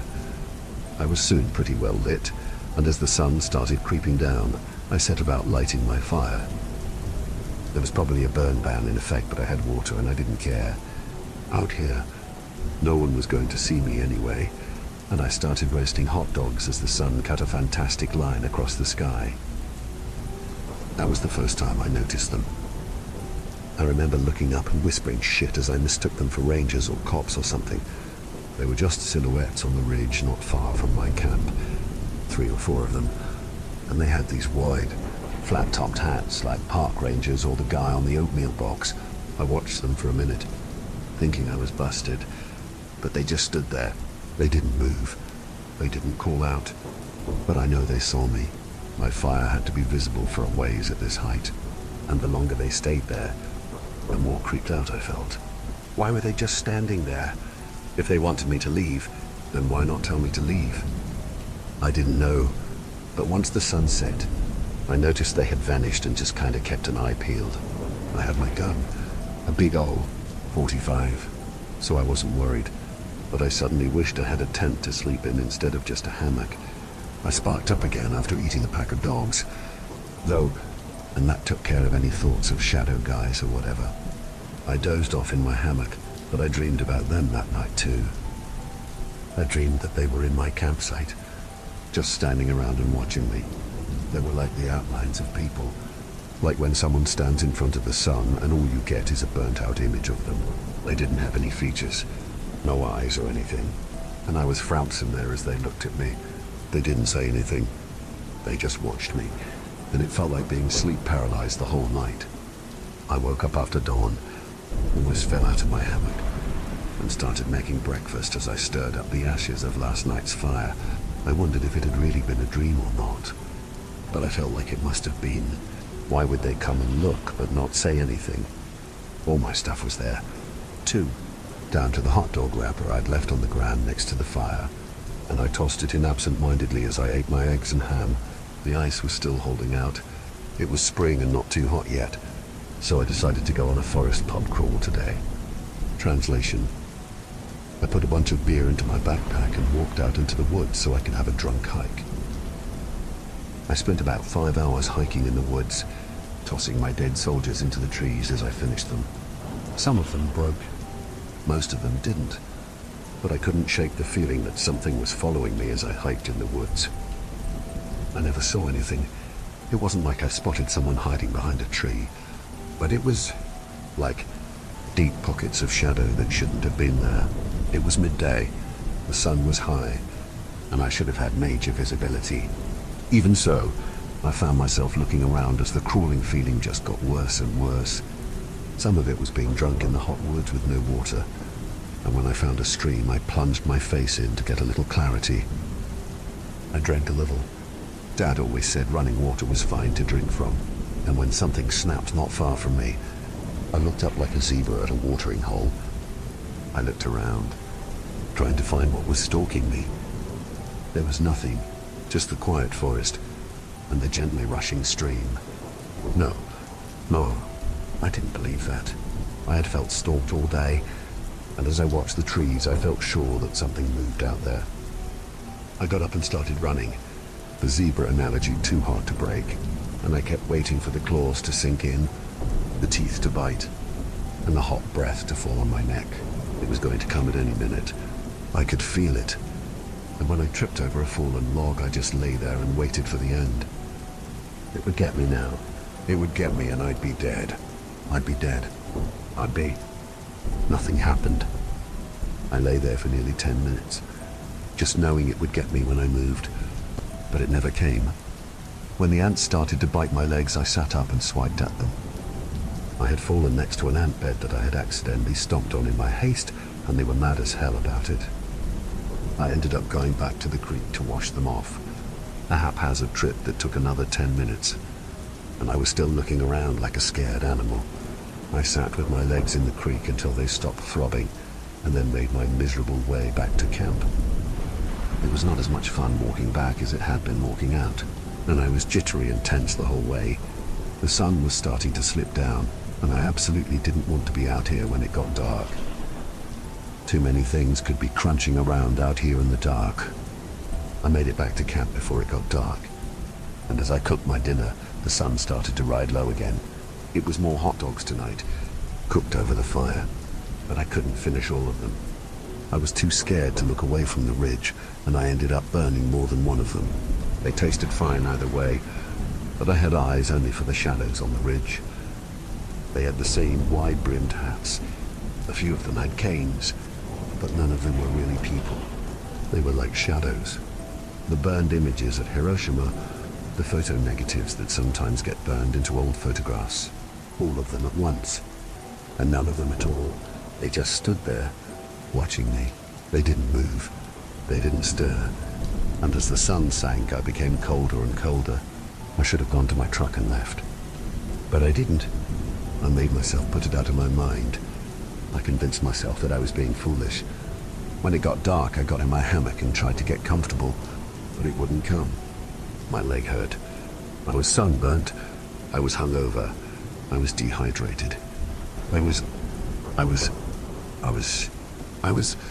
But ultimately I was afraid.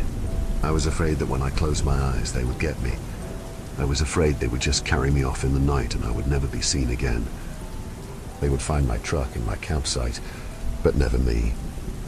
Maybe, I thought as I finally nodded off, someone would look up one afternoon at sunset and see me on that ridge, just watching.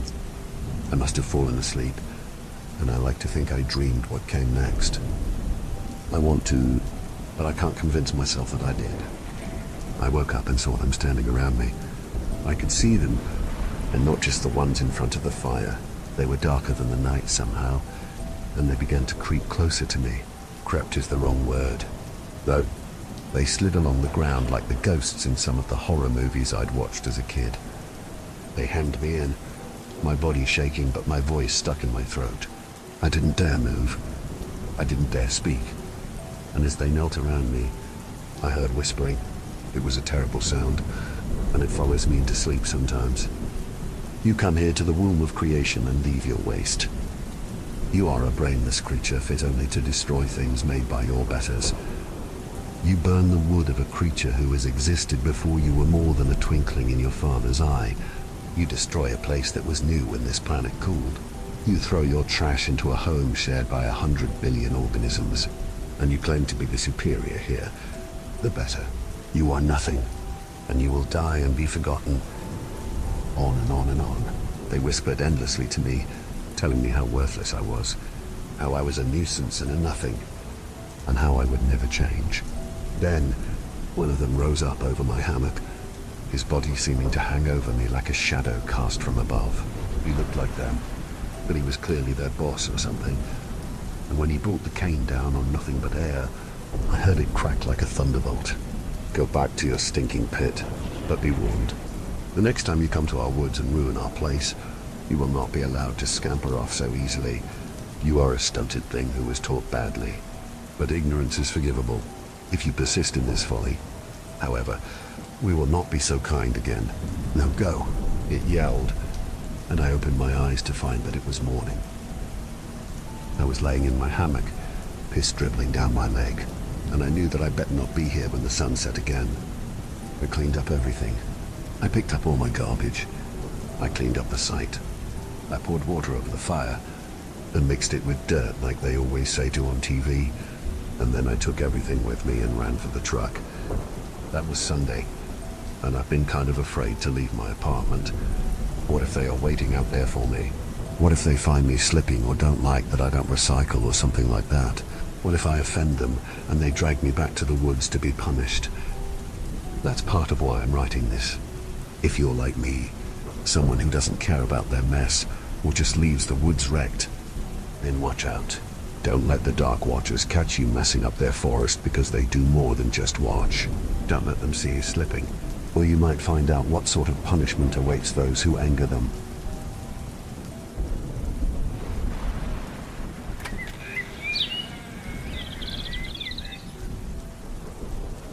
I'm about to start my senior year of college. Last semester I took a job as a desk attendant at my school's library. It's a private university, so they get away with paying their workers below minimum wage, but I don't mind. So long as I make enough to be able to afford my gas, I'm in the clear.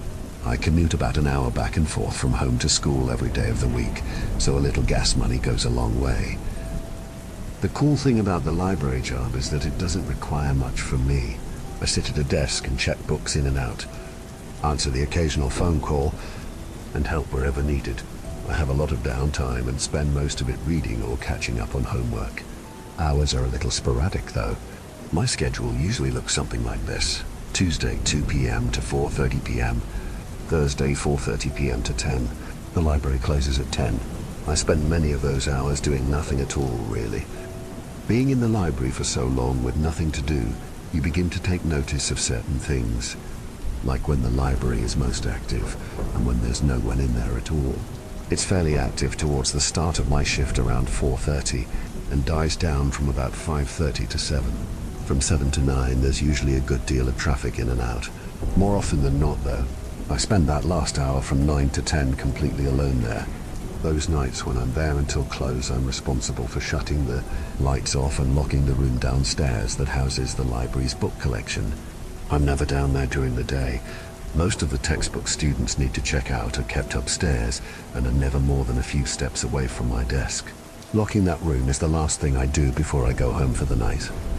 I took this job because I wanted something on campus where I could walk straight from class to work. The last thing I want to do is leave school and have to drive somewhere else to go do more work. So having that job right there on campus was ideal. It is incredibly mundane, but I get to see a lot of faces. It's nice to know that people on campus don't just see me as that weird guy in their economics class, but rather that guy in the library. Like I said, from about 9 to 10 it's pretty quiet in there. Most of the other lights in the building are usually already turned off before I even leave. One night when I went to lock up the room downstairs, I thought I heard something coming from one of the back corners. I called out, asking if anyone was down there, and when no one replied, I shut the lights off, waited a beat to see if someone yelled out, "Hey, I'm down here," or something. But when no one did, I locked the door and closed it behind me. I didn't dwell on it at all. In fact, I put the whole thing completely out of my mind almost immediately. I only remembered it again after what happened to me recently. Another great thing about this library job is that it continues into the summer. My friends hound me endlessly about staying on for the summer. Why don't you just get a job in town, they say. Something that's not an hour away and pays better. I don't want a different job though. I like working there. I like being on campus when no one else is. There's a strange feeling to it, but it's one I like. It makes me feel like a true staff member there and not just some student worker. The job is different over the summer though. Since there's no students coming in to check out books, there's really no need to just sit at the desk upstairs. Lots of other libraries request books from us. So the first part of my workday involves packaging up those books for shipment. It's a long, complicated process, and it usually takes most of the morning. Once that is done, however, the summer project has been to go down to the book collection and make sure all the books are still there. There's a huge list, all on an Excel spreadsheet, every book in the entire library. And my job is to go through and check every single one to make sure that it's there and catalogued properly. If a book isn't there, I type an X next to it in the Excel sheet and move on. Lots of books that are shelved aren't even on the list. Those books, I turn onto their spine and my boss comes through later and takes them out. I don't work alone though. There's another girl that works with me. We each take a section and start on either end, checking off books until we meet in the middle. Once we're done, we move on to the next section and start the process again. The collection is large enough that oftentimes starting on either end of one section means that she and I are several shelves away from one another. Summer hours are different too. I work from 9 a.m. to 4 p.m. on Tuesdays and Thursdays, and from 9 a.m. to 2 p.m. Wednesdays and Fridays. I get Saturday through Monday off, which is pretty nice. One day, when work was about over, I came back upstairs from the collection and remarked casually to my boss that I found a book down there from the 1890s. She didn't seem as thrilled as me about the discovery. "Go wash your hands," she said. I was a little confused. "Why's that?" I asked. In books from before 1900, they used to use heavy metals like lead and mercury in the publishing process. I attended a conference a while back and they talked about that. I'm doing my best to take all of those books out and get rid of them. Go wash your hands. I went and washed my hands in the bathroom, and while I was in there, I couldn't help but realize the tragedy of what she had said. She was going to be getting rid of any old books she found. It's not that these books were all that interesting, usually some old treatise on bird watching or something like that. But still, old books are cool, poisonous or not, and I hated to see them going into the dump. Most days down in the book collection, it's my boss, my one co-worker, and myself. We often talk back and forth from across the room about strange books we find, calling out goofy titles and things of the like. I occasionally find an old book from the late 1800s and tell my boss. She snatches them up and puts them on her card. I hate seeing that, so I have taken to just not telling her about them. Summertime temperatures are in full swing, so most days it's about 90 degrees or so outside. Problem is, it's about 60 degrees down in that book collection room. so I always have on a sweater or something over my t-shirt. When I step outside to go to lunch, it's always incredibly too hot for all the clothes I have on. But if I didn't have them, I'd freeze to death down in that book collection. When my boss told me that my co-worker would be gone for the next 2 weeks, I didn't think much of it. It was an easy job, and all her absence meant was that it would just take a little longer to get through sections of books now. Lots of times I was down in that room by myself. My boss was often in her office or running various errands around campus. I always knew when she came back down there because I could hear her begin scanning books and putting them on her cart. Though I hardly ever saw her, I'd occasionally catch a glimpse of her between shelves of books. I always bring earbuds because without some kind of podcast or music playing, 4 hours or so in that collection would just drive me insane. I came into work the other day, 15 minutes late, 10 minutes later than usual, and noticed that my boss was not at her usual place behind her desk. I took my seat at my desk and saw a note stuck to the computer screen. "Good morning. I will be out of town today and tomorrow, Thursday and Friday. If you run into any issues with loans or anything, don't worry about it. We will figure it out next week. Have a great weekend." Reading this note, I honestly breathed a sigh of relief. Now I could slack off and not feel bad about it. It's not that I hate this job, but it's not exactly easy to lock in and work when all you are doing is reading call numbers on books and putting a little check mark or an X on a spreadsheet. I did my best to get all the loans taken care of for that day and immediately took advantage of my boss's absence. Anytime I want a drink when I'm working, I have to walk to a separate building nearby where there is a vending machine. It takes roughly 5 or 6 minutes to get from the library to the vending machine and back. That building with the vending machine is one of the oldest still standing on campus. Even in broad daylight, it gives me the creeps. I got a drink and took the long way back to the library. I was probably gone for about 10 minutes. I went down to the book collection, put my headphones in, and picked up from where I left off the day before. I was at the very back of the library, the farthest corner from the door. Back there, one of the overhead fluorescent lights is out, so it's oddly dark. Having just got back from that creepy old building, I was already somewhat spooked when I got back down to the book collection. Like I said, that room is always cold, but that day it felt even colder. I genuinely felt like my sweater and sweatpants were not enough to keep me warm. The longer I was down there, the more I wished I had a jacket, or a thicker sweater or something. I made the mistake of listening to a creepy podcast that day. This was a podcast I always listened to while working down there. But today, all alone, in that cold, poorly lit library, I realized that it was a mistake. I periodically took my headphones out because I swore I heard something. Each time I was proven to be incorrect, thankfully. I wondered for a while if the air conditioning in the building was broken or something. I could not think of any other reason why it was so cold in the book collection compared to the rest of the building, and especially outside. When I went out for lunch that day, I was genuinely shocked by the temperature discrepancy. I had to take my sweater off before I even got to my car. If you have ever been in a garage or an old basement in the winter, then you'd have a pretty good idea of what it felt like in that book collection. Getting back from lunch, I resumed my work. And yes, that same creepy podcast. As time ticked away down there, I suddenly got an overwhelming feeling that I was being watched. I couldn't see or hear anyone else down there, but I felt it strongly. I set my laptop down and walked around the room, checking every aisle of bookshelves. I looked through all of the windows to see if anyone might have been outside, but there was no one. I was still completely alone. I began to long for the workday to be over. I wanted to go home. I had gotten spooked, and at that point there was no getting unspooked. I checked my phone and saw that it was 3 o'clock. I was relieved. Only 1 hour left. I went back to my work, but I soon became aware of some kind of sound. I pulled one of my earbuds out and listened. It was some kind of humming. I couldn't tell if it was from a machine or from a person.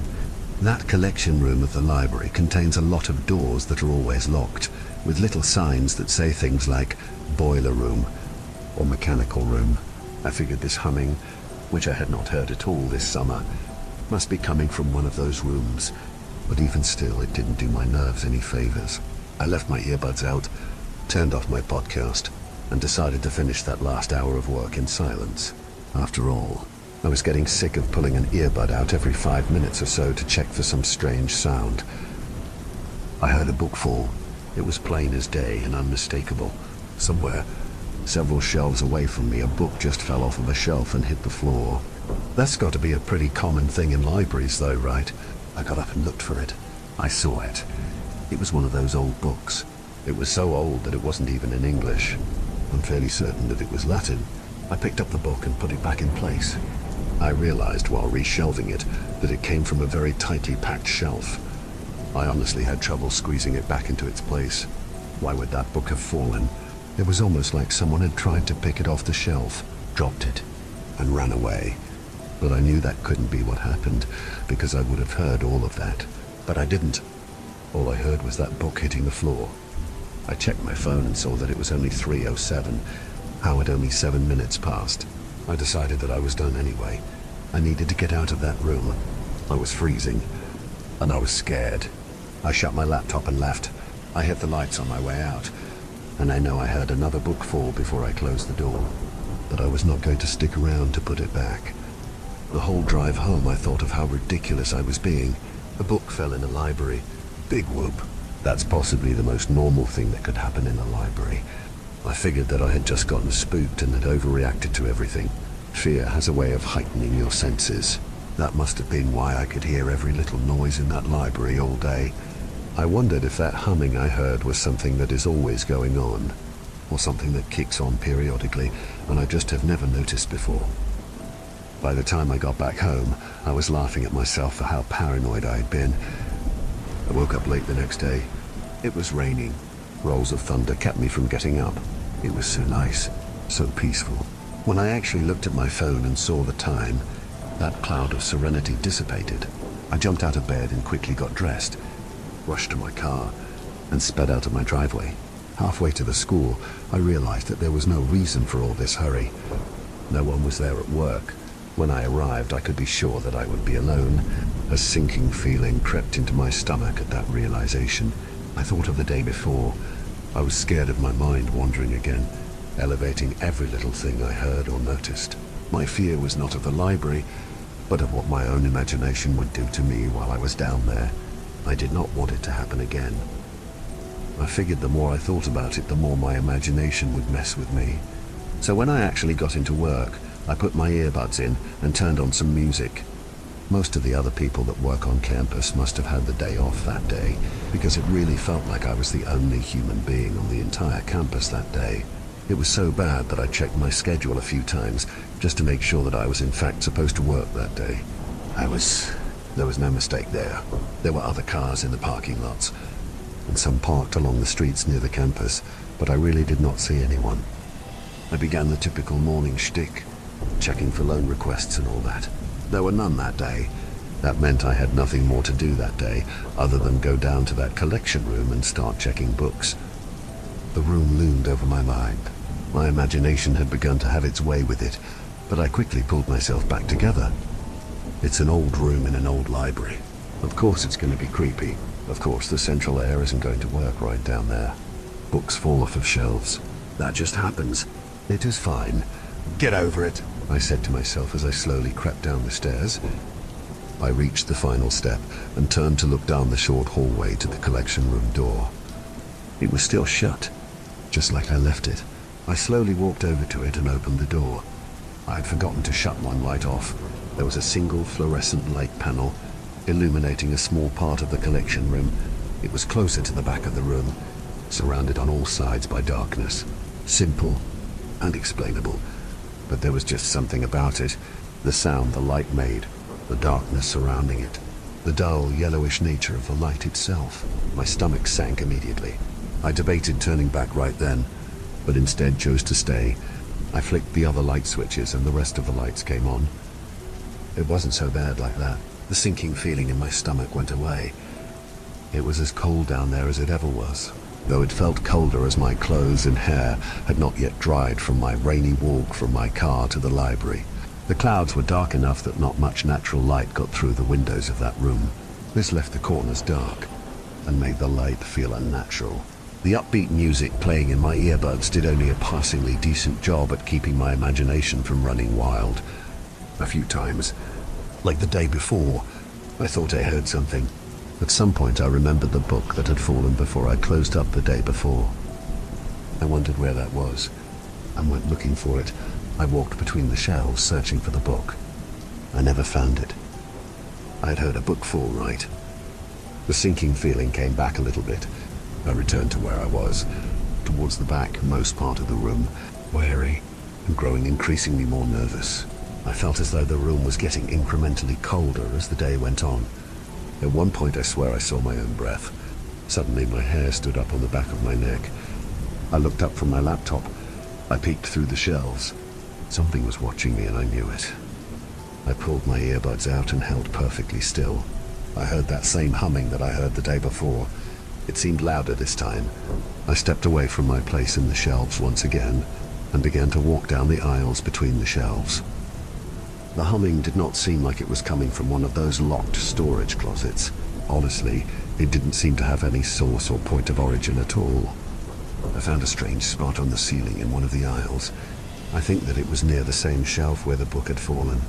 The spot looked like mold to me. It was black, but not faded or soaked in like how a lot of mold looks. It was dark black and almost shiny. It looked like someone had bought a paint can from Lowe's or Home Depot, opened the lid, and thrown it up at the ceiling. I understand that it must be mold or something, but I just don't think I've seen anything like it before.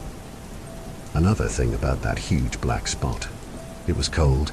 Just standing below it, I felt like I was in a meat freezer. Perhaps just above that spot was where the central air was broken. I really don't know how that even works. Like maybe a pipe or tube was broken or ripped or something. Whatever it was, that explanation satisfied me enough. I walked back to the place where I was before and started working again. I found it incredibly hard to focus on my work. I wanted to leave. I was getting freaked out again, the same way I was yesterday. I was trying as hard as I could to keep my composure, not to become paranoid like I had before. I sat today on a stool staring straight ahead at the shelf of books in front of me. I wanted to ignore the feeling, but the longer I sat today there, the harder it became. Something was looking at me. I could feel eyes on me. When I finally allowed the feeling to manifest fully, I felt paralyzed, as though whatever was looking at me could only sense motion or something. I heard a different sound, like the sound of something freezing or growing. It sounded like water soaking into a dry sponge. I seemed to perceive a dark shape hovering above me, but I couldn't bear to look up. I rationalized that a particularly dark rain cloud had passed close to the windows and blocked out even more of the Sunday. I heard a book fall again. I got up quickly. I grabbed my laptop and shut it, tucking it under my arm. I walked around until I found the book. It was that same old book that had fallen before. I knelt down to pick it up. As I stretched out my hand to pick up the book, I felt a hand touch my shoulder. The hair on my neck stood straight. My skin tightened around my muscles and became covered in goosebumps. Without turning around, I stood and began to run. I hit a sharp right turn at the end of that row of shelves, and another just a few shelves from that. Then I had a straight and clear path for the door. I could hear it, whatever it was. I heard footsteps behind me, not running, but footsteps nevertheless. As I neared the door, I reached out to shut off the lights. I hit the switch, and just before shutting the door, I dared turn and look behind me. In the darkness, I thought I saw a shape. Something terrible. Something tall. Its other qualities I could only speculate, though overall it appeared human-like. I slammed the door shut and ran out to my car. The moment the door slammed shut, I heard the thing scream. I will never forget that sound. I haven't gone back to work there. I've ignored the emails from my boss, which I started getting the week after the incident. After a few weeks, the emails from her stopped. I dreaded returning to school. I did all I could to avoid setting foot in that library. If I ever do have to be in there, I avoid the bottom floor. And even on the other floors, I keep it brief. I figured I would get a chewing out from my boss if she ever saw me again. The first time I saw her, though, I did not see disdain or anger in her eyes. What I saw was understanding, trauma, as though she knew why I had left and never come back. We did not talk, but rather shared this look of understanding. After this, I ventured to open the emails which she had sent me. I found in the first email confusion as to why I had not gone into work that day. The next email from a day later had more anger to it. Then there was the third email. It simply said, "I understand." Towards the end of that fall semester, one cool October day, I arrived at school to find the library closed. I saw men in hazmat suits going in and out of the building. When I got glimpses inside, I could see plastic covering everything. They told the students that there was black mold discovered in the library, and that considerable efforts were required to clean up and dispose of the mold. They also told us that the librarian had taken a job at another school and would not be returning. I never believed it, and the fact that the library never reopened only confirmed what I had thought. I've put as much detail into this as I could possibly remember, just in case anyone here has ever encountered anything similar. I've thought about it and was wondering if black mold exposure causes hallucinations or something. I don't want to believe what I saw down there that day, but I'm haunted by the memories. Memories too vivid to pretend like they are from a dream. But maybe if someone else had a similar experience or knows exactly what I was encountering down there, then perhaps I could feel some kind of closure about this whole thing.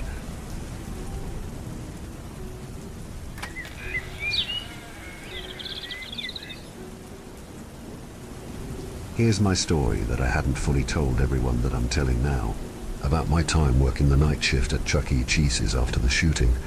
I used to work the night shift at Chuck E. Cheese's every day in December. The pay was decent, $10 an hour, but that's not why I'm here. I'm here to tell you my story. The story of what happened after December 14th, 1993. That day was like any other, or so I thought. It was December 14th, 1993, when everything changed. Something terrible happened that night, something I'll never forget. There was a shooting that left 3 kids and 1 adult injured. The kids were all so young, 17, 19, and then there was Margaret, who was 50. Not a kid, but still someone who didn't deserve what happened. I had to speak with law enforcement that night, recounting every detail of the scene, giving them my point of view. But after everything that happened that night, I was ready to quit. You see, I knew the man who did it, Nathan Dunlap.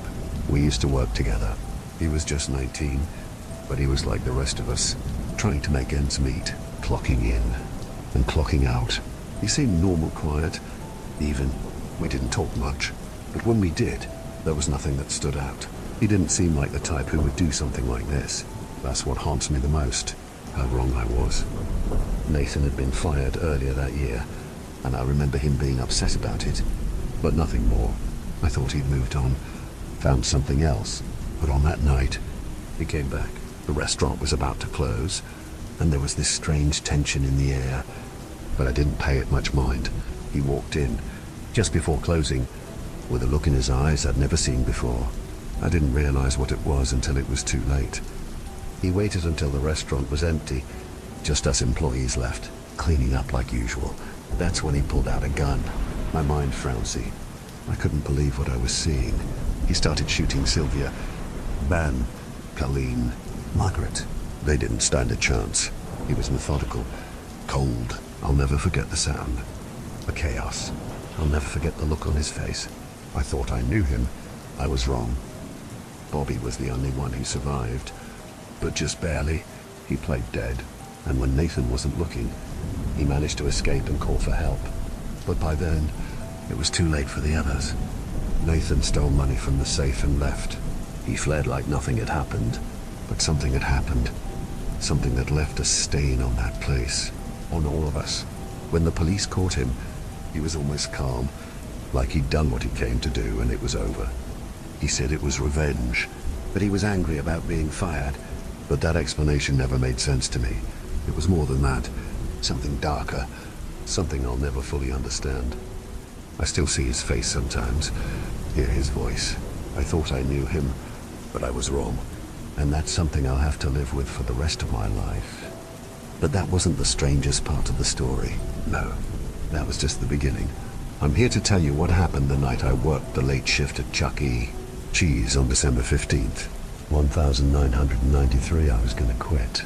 After everything that happened, I was ready to walk away, but they made me an offer I couldn't refuse. $30 an hour. They were desperate, and I needed the money, so I agreed to work one last time. What happened that night shook me to my very core. Driving down the road to Chuck E., Jesus. I couldn't shake the haunting replay of the shooting from my mind. It was as if the images of that night were burned into my memory, looping endlessly. I was afraid, my nerves frayed, but the offer of $30 an hour was too tempting to ignore. As I pulled into the parking lot, the once familiar neon sign now felt cold and distant, its flickering lights casting a pale, ghostly glow over the empty space. The darkness seemed to swallow the building whole, leaving it eerily silent except for the occasional rustle of leaves in the breeze. The sense of abandonment was almost palpable. I parked in my usual spot, the engine's hum fading into the stillness of the night. The quiet was unsettling, and I felt a chill despite the relatively mild weather. Stepping out of my car, I closed the door with a soft thud that felt unnaturally loud in the quiet. I fumbled with the keys, my hands shaking slightly as I walked toward the entrance. The restaurant's exterior lights were off, casting long, sinister shadows that seemed to stretch and move with each step I took. The usual comforting glow of the Chuck E. Cheese's sign was replaced by a foreboding darkness. I approached the door, the metal handle cold under my grip. As I unlocked it, the faint creak of the hinges echoed ominously through the empty lot. The interior was a stark contrast to the bright, bustling place it had once been. The lights inside were off, and the vast space seemed cavernous and oppressive. I flicked on the lights, but they flickered uncertainly before settling into a dim, inadequate glow. The once cheerful decorations now seemed grim and out of place, their colors muted and shadows deepened by the feeble illumination. Every sound seemed amplified in the quiet, the hum of the ancient air conditioning system, the occasional drip of water from a leaky pipe, and the soft scurrying of unseen creatures in the walls. I took a deep breath, trying to steady myself, but the eerie atmosphere made it clear this night would be anything but ordinary. Putting the keys into the lock, I turned it with a heavy feeling in my gut. As I pushed the door open, a chill ran down my spine.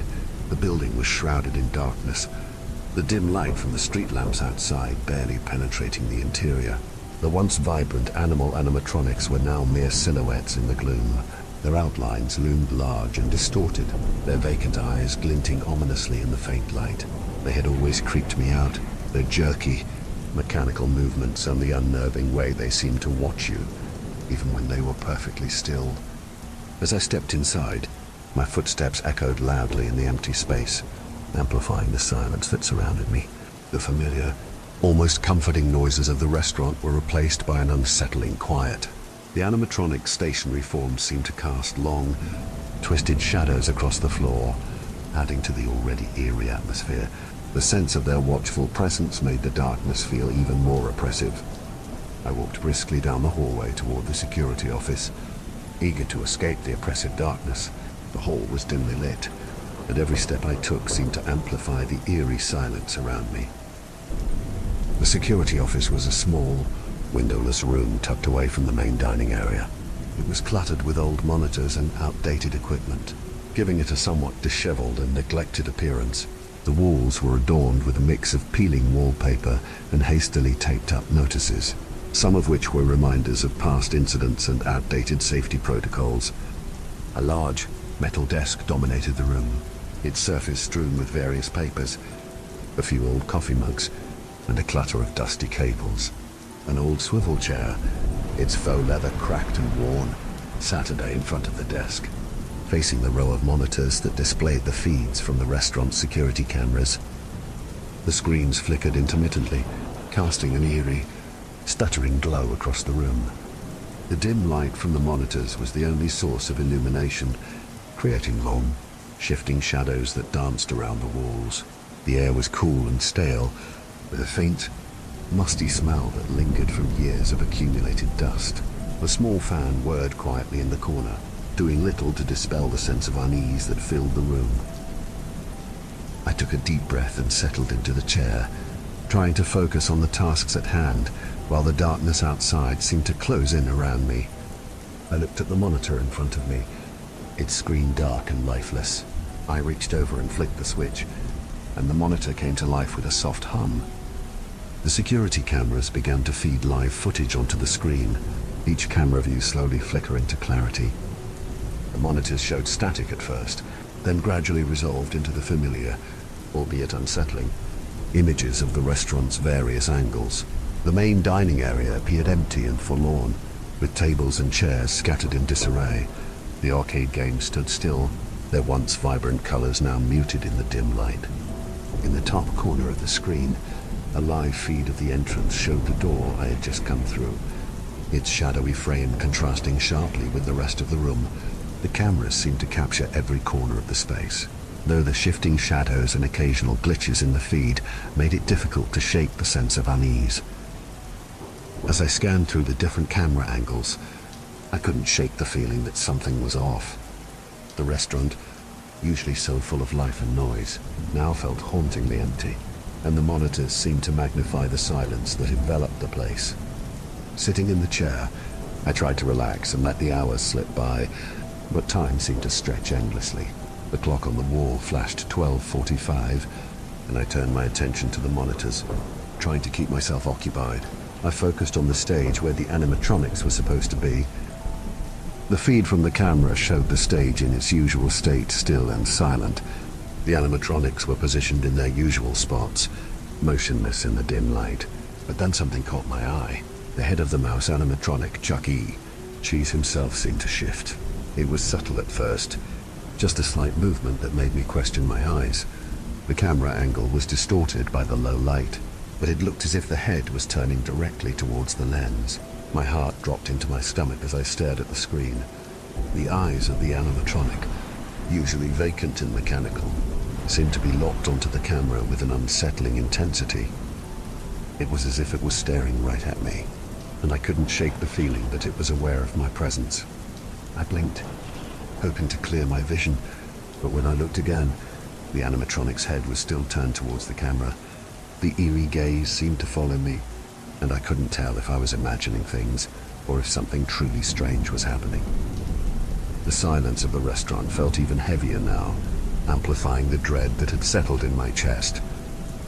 Feeling the mounting anxiety, I decided to avoid the cameras, hoping that focusing on something else might calm me down. I grabbed a pencil and paper and began drawing to pass the time. Through I was, trying to distract myself with drawing. The delicate strokes of the pencil were a small comfort against the oppressive darkness of the restaurant. As the hours dragged on, I lost myself in the creative world, but the unease never fully left me. I glanced up occasionally, reassured by the steady movement of my pencil dancing across the paper, and the faint, comforting sensation of whatever I was drawing. Eventually, I checked the time again. It was 2:35 a.m. The realization that several hours had passed made me feel both relieved and more unsettled. The restaurant was even quieter than before, and the silence seemed to weigh heavily on me. I debated checking the cameras again, but a wave of fear washed over me. The thought of facing whatever might be on those screens was daunting, and I wasn't sure I could handle seeing something unsettling again. The fear of what I might see or what I might not see kept me rooted to my seat, the pencil in my hand offering only a temporary escape from the eerie reality of my surroundings. I knew I had to check the cameras. It was part of my job, no matter how much I dreaded it. Steeling myself, I forced myself to look at the monitors as the feeds flickered to life. A cold shiver ran down my spine. All four animatronics were on the stage, their heads turned towards the camera. The familiar robotic figures were now staring directly into the lens with unnervingly lifelike expressions. Their eyes, usually vacant and unseeing, seemed to be following me, and their mechanical features took on a disturbing sense of intent. I whispered a stunned, "What the fuck?" under my breath. The sight was so surreal that it felt like a cruel joke, but the reality of the situation was all too clear. The hairs on my arms and neck stood on end as the eerie stillness of the scene filled me with a deep, unsettling dread. The animatronics just sat there, their eyes fixed on me, unblinking and unmoving. The eerie stillness of their gaze was suffocating, and the longer I stared, the more unnerved I became. Every instinct screamed at me to run, to escape the oppressive, nightmarish atmosphere of the restaurant and never look back. The thought that these mechanical figures were somehow moving or observing me unnaturally was terrifying. My mind raced with dark possibilities. Could they really be moving on their own? The notion that I might be witnessing something beyond the realm of ordinary fear made my skin crawl. A sinking feeling settled in my chest. Was this my punishment for failing to protect the others? The idea that their deaths, occurring under my watch, might be coming back to haunt me was almost too much to bear. As a security guard, I was supposed to keep everyone safe. But here I was, overwhelmed by the very things I was meant to oversee. The guilt and fear combined, making the thought of staying even more unbearable. I glanced back at the cameras, relieved to see the animatronics had returned to their usual positions, no longer staring directly at the camera. The momentary sense of relief was fleeting, though as something nagged at the back of my mind. I quickly realized that something was wrong. There should have been 5 animatronics on stage, but now only 4 were visible. The absence of the mouse animatronic, Chucky, Cheese himself, was unsettling. Where was he? The sight of only 4 figures instead of the usual 5 filled me with a fresh wave of anxiety. The missing animatronic seemed to amplify the eeriness of the situation, and the silence in the restaurant felt even more oppressive. I had to figure out where Chucky was and why he was no longer on stage, but the fear of what I might find made the thought of investigating even more daunting. I stayed perfectly still, straining to listen for any sound that might indicate someone or something approaching. The silence was thick, punctuated only by the distant hum of the restaurant's aging equipment.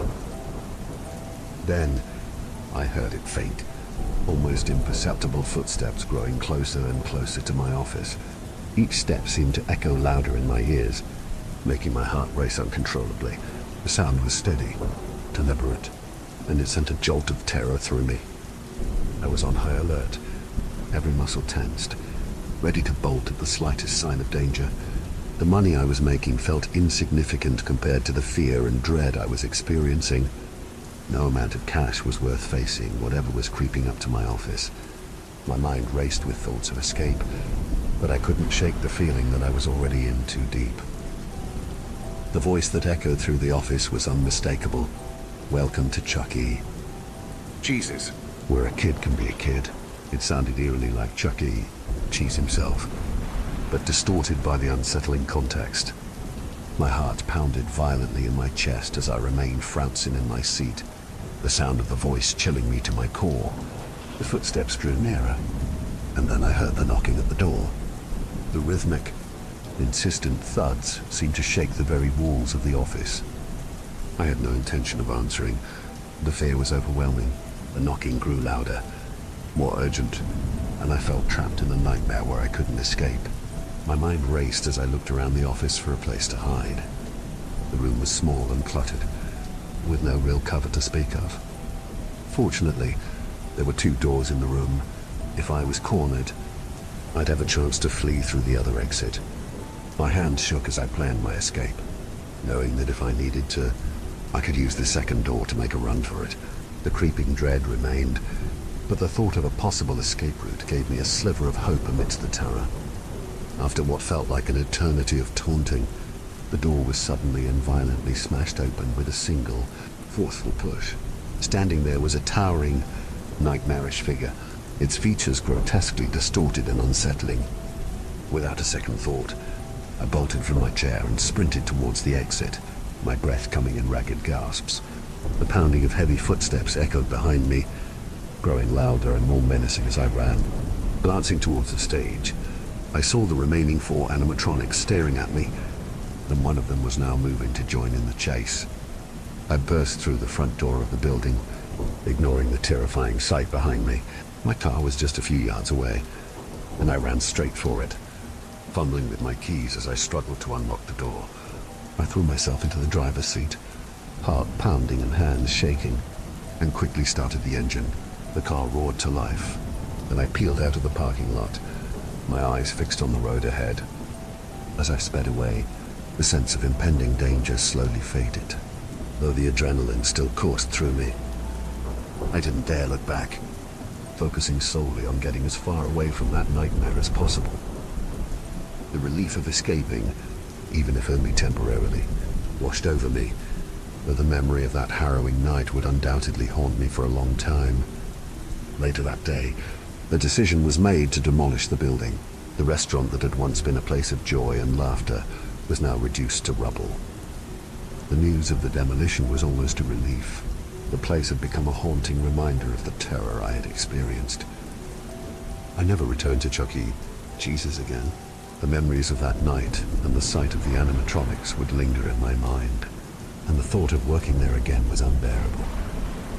The restaurant, now just a heap of debris, was a stark symbol of the nightmare that had unfolded, and it was clear that chapter of my life was permanently closed. At 65 years old, I look back on my life with a sense of fulfillment. I dedicated my career to serving as a police officer, and after many years, I've retired with pride, knowing I made a lasting contribution to my community. If there's one lesson I hope you take from my story, it's this: be the change you wish to see in the world. And remember, when it comes to your children, don't let fear hold them back. Just because one apple is rotten doesn't mean the whole barrel is spoiled. Let them experience the joy of places like Chuck E. Cheese, and trust in the good that still exists in the world.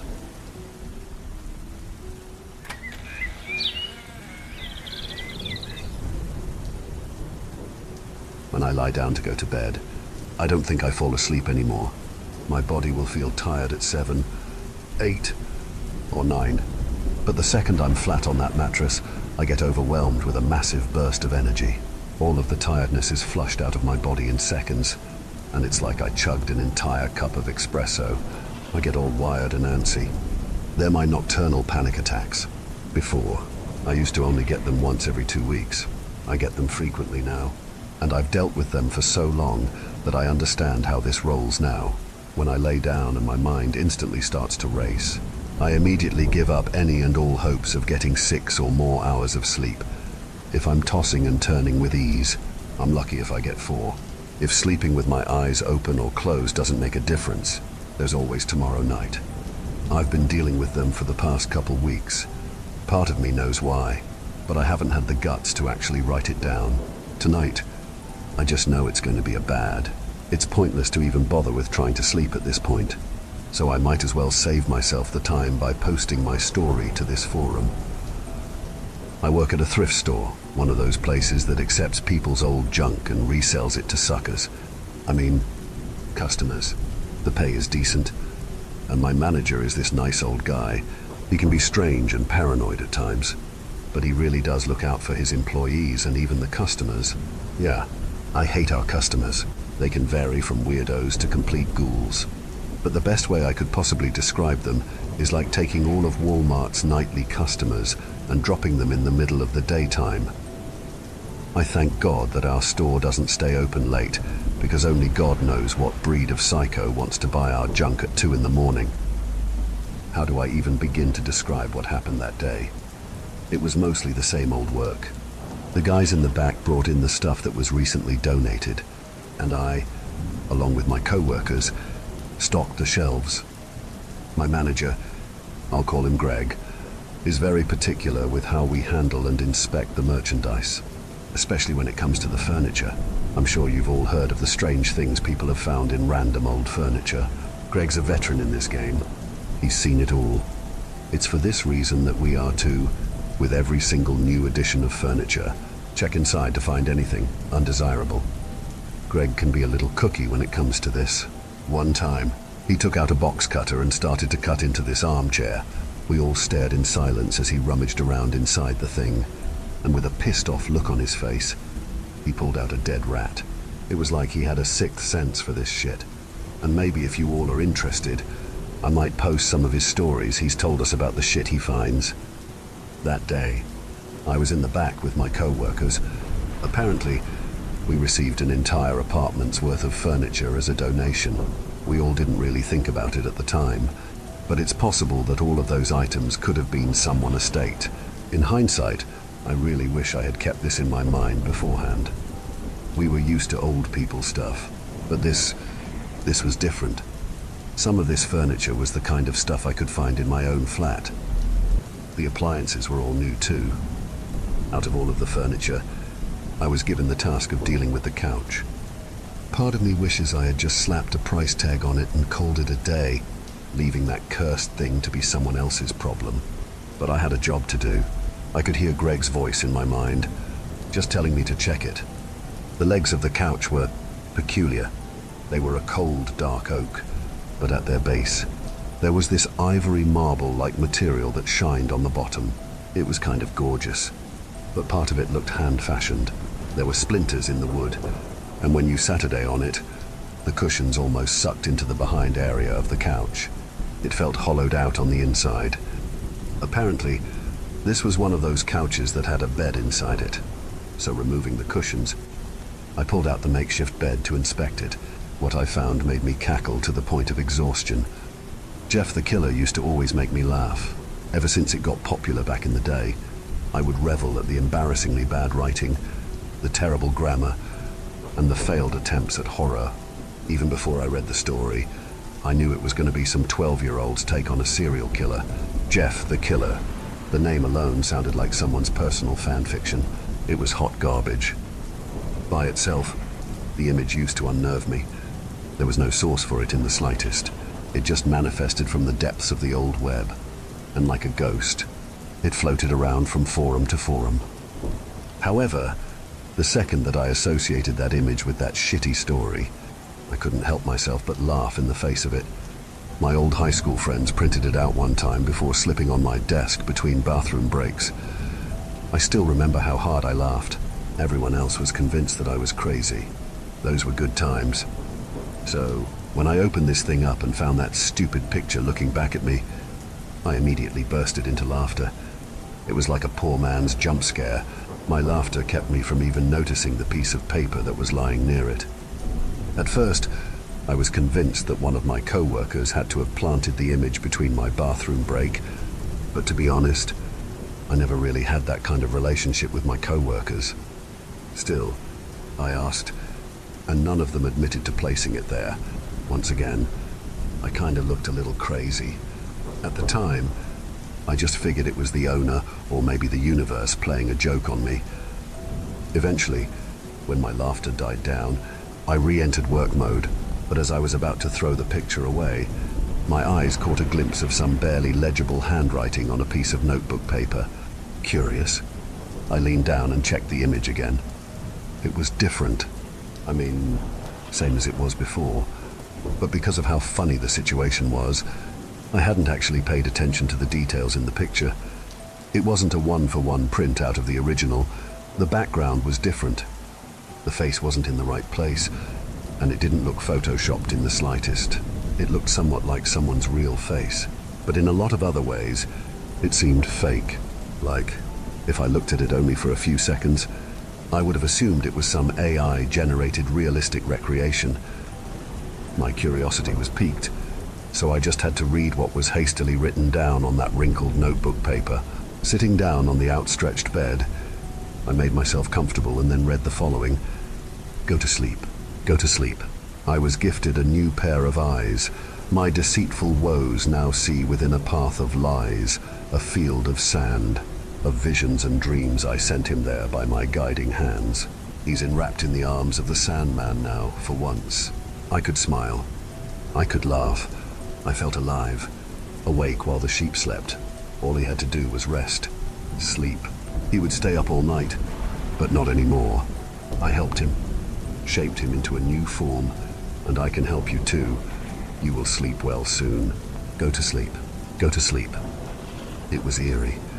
But honestly, it wasn't the weirdest thing that we had found over the years. Random numbers etched beneath desks. Little slips of paper with random coordinates to a Russian mine. That's real. And notes in some foreign language we were all unfamiliar with. I, along with the rest of the staff, knew it was really nothing in comparison. But still, I called over Greg to let him know. He eyed it up and down for a few seconds before shaking his head. We're not selling this, he said plainly. I then asked him why, to which he suddenly became very stoic in his expression. I've been around long enough to just know some things, he said, and that couch gives me a bad feeling. Strangely, I protested him. Seaman Day. I said. Some weird kid probably just left his art and poetry in it. It's nothing to psyche yourself out over. If you want it, he replied, you can take it, because we're not selling it. Besides, the legs appear to have been damaged, so the thing's a liability. At the time, I was desperate. My last couch was about the same size, but it was, quite literally, on its last legs. The leather on the cushions had entirely been eroded, so it was kind of embarrassing to have my friends come over and see that. In my head at the time, I was only thinking about how good the cushions looked and the overall condition. I had nearly forgotten about the weird note in the picture. Some plans floated around in my mind about possibly repairing the cracks in the legs with some wood glue or something like that. I agreed to take it off his hands, to which he begrudgingly accepted. In all my years working for the man, I had never seen him so quiet. He barely spoke for the rest of my shift, and it was only during closing that he gave me a firm goodbye before leaving me to deal with the couch. My interaction with him kept replaying through my thoughts on the drive back to my apartment. Carrying the damn thing wasn't easy. It was heavier than most couches I've handled, and I had been stocking furniture for at least a couple years. That couch had to have been as dense as a neutron star. I had to call a friend for some extra help. It was that heavy. After we carried the thing in, we had to then carry out the old couch. I said my goodbyes before we carried that out to the dumpster. And through the process, the comparison was night and day. I barely needed my friend to help in the slightest. And at one point, he kind of just watched me do all the heavy lifting. Like I said, I was used to stocking furniture, so it should have been no problem for me. My friend then left, and I celebrated by passing out on my new couch. The work was worth it for how comfortable that nap was. When I woke up on my day off, I knew I had to share this, so I called up my girlfriend. She was really happy to see that I got rid of that old couch, and though she was concerned with the cracks in the legs, she found it a great improvement. We watched some shows and then made out. I'll spare you the details, but at this point, I was far from feeling regretful about taking it in. That couch was by all means a steal. After only a couple days, I had completely forgotten about the picture and the strange note. Hell, I had forgotten that I put them in the back of my junk drawer along with the rest of my nonsense. But after only a week, things started to change. It was subtle at first. My route to work felt off one day. With my concentration on the road most of the time, it was difficult to place it, so I ignored it. The feeling compounded with each drive there and back, and after 3 days, my eyes started to drift off the road. I almost got into accident. It was that bad. At work, things were worse. After only a few days, I couldn't go into work mode or autopilot anymore. There was no way of tuning out the feeling, so I dwelled on it. My co-workers were the first to point it out. I was more aware and vigilant, and almost instinctually, my eyes kept glancing at the windows in the front, expecting someone to be there watching. One time, for a split second, I caught a glimpse of a figure standing on the other side of the street. He was just standing there. I wasn't quite sure what he looked like at the time, but he was pale, or at least he was wearing white. Eventually, one of my co-workers asked if everything was all right, and I told him that I may have a stalker. He then informed management before offering to watch me to make sure I get into my car, to which I can't understate how relieving that felt. I didn't really think I was being stalked, but the situation was starting to feel off in that way. At the end of that day, nothing else happened, but by that point, my mind had already slipped. I had so many plans with friends that I would cancel last minute, and not even my girlfriend was an exception. I couldn't even do basic chores like the dishes, laundry, or the garbage. My original plan to seal up the cracks never went anywhere. I had no more ambition, so I started to just rot. At the end of one shift, the guy who usually spotted for me wasn't there, so I walked to my car alone. On the other side of the parking lot, there was a man in a white greyish hoodie. I kept my distance, but he never moved toward me. He just stood there, but I just knew he was staring at me. When I sat down in my car, I immediately checked my rearview mirror, only to find that he was gone. He completely vanished, like a spectre. With my hands on the steering wheel, I sat and thought about the situation for a second. A small smile grew on my face, and then I laughed. A man with pale skin in a white greyish hoodie. I couldn't help but think about that stupid fucking story and laugh. I laughed hard. I couldn't bring myself to even start the engine. But when I got that feeling again, I stopped. I checked my rearview mirror, then my side views. But when I look out my driver's side window, I saw him. He didn't have a gun or a knife, not a single weapon in sight. All he did was just stare, a wide grin plastered on his face. I wish I could say that I sped out of there, but that didn't happen. While maintaining direct eye contact, I turned on my engine and pulled out of my spot. In my rearview mirror, he was just there. He didn't move an inch. My clear discomfort never seemed to bother him even the slightest. When I got my back to my apartment, I was constantly looking over my shoulder, just waiting for that psycho to pop up. But he never did. In fact, that day would be the last I saw him on. But at the time, and even now, I was assured that I would be seeing him again in some way. After a long day at work, I plopped down on the couch only to be met with a startling crack. I instantly stood up. It took a couple seconds for the context to register in my mind. After a week of going without repair, the cracks in the legs of the couch finally completely snapped. At this point, I recalled the picture in the poem. My face was a pale white. I scrambled, scouring desperately to find that photo. In the back of my junk drawer, it was right where I left it. That face was identical to the man from the parking lot, the man who had been stalking me for at least 2 weeks now. I was beginning to lose my mind over this, but I couldn't stop. I ran back to the couch with some tools. To tell the truth, even I was struggling to believe it. I needed proof, but I just wasn't sure where to look. Then, I recalled that memory with Greg and how he cut a hole inside. Like a madman, I slowly pushed until I get it to land on its side, exposing its soft underbelly. This protective sheet beneath had something that I failed to notice when I first inspected it. There was a line of barely noticeable stitches in the fabric. They were so subtle, but they were there. I took a box cutter and cut into it, and inside, I stuck my hands in to feel around. Among the functions for the bed, there was a small disc-shaped object. I pulled it out, and it was white.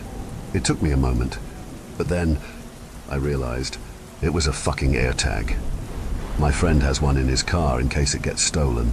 They can basically sync with a phone, and that user will know the location of whatever they put the AirTag on. Someone psycho put a fucking AirTag in this couch, and now they had my location. But little did I know, I only scratched the surface. I was already about to call the cops, but after what I found, there was no other option.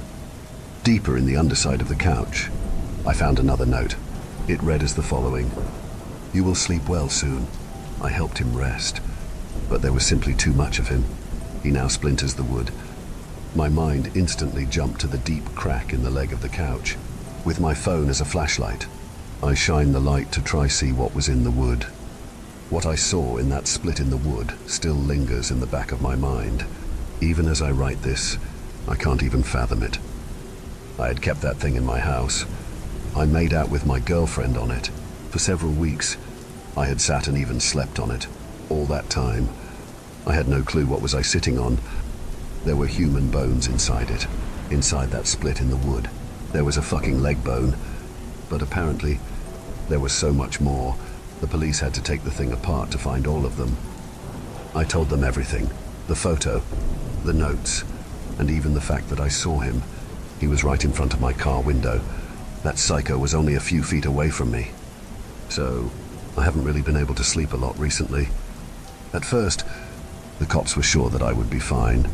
I insisted to them, though, so they offered to have a cop watch over my place at night. It's a little reassuring to know that someone is there, but still, it's done little to help with my nocturnal panic attacks.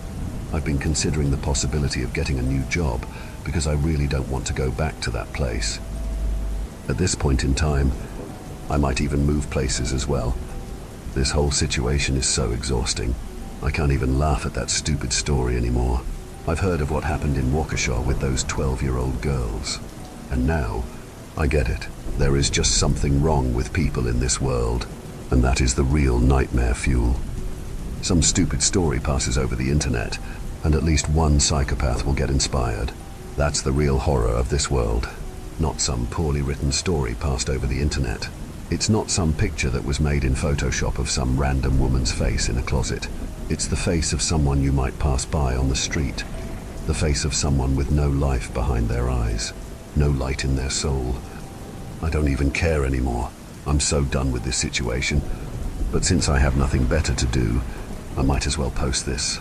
Maybe you will find something of use in my story. I don't really care. I just want to be done with this situation. My eyes are barely able to stay open to even reread this.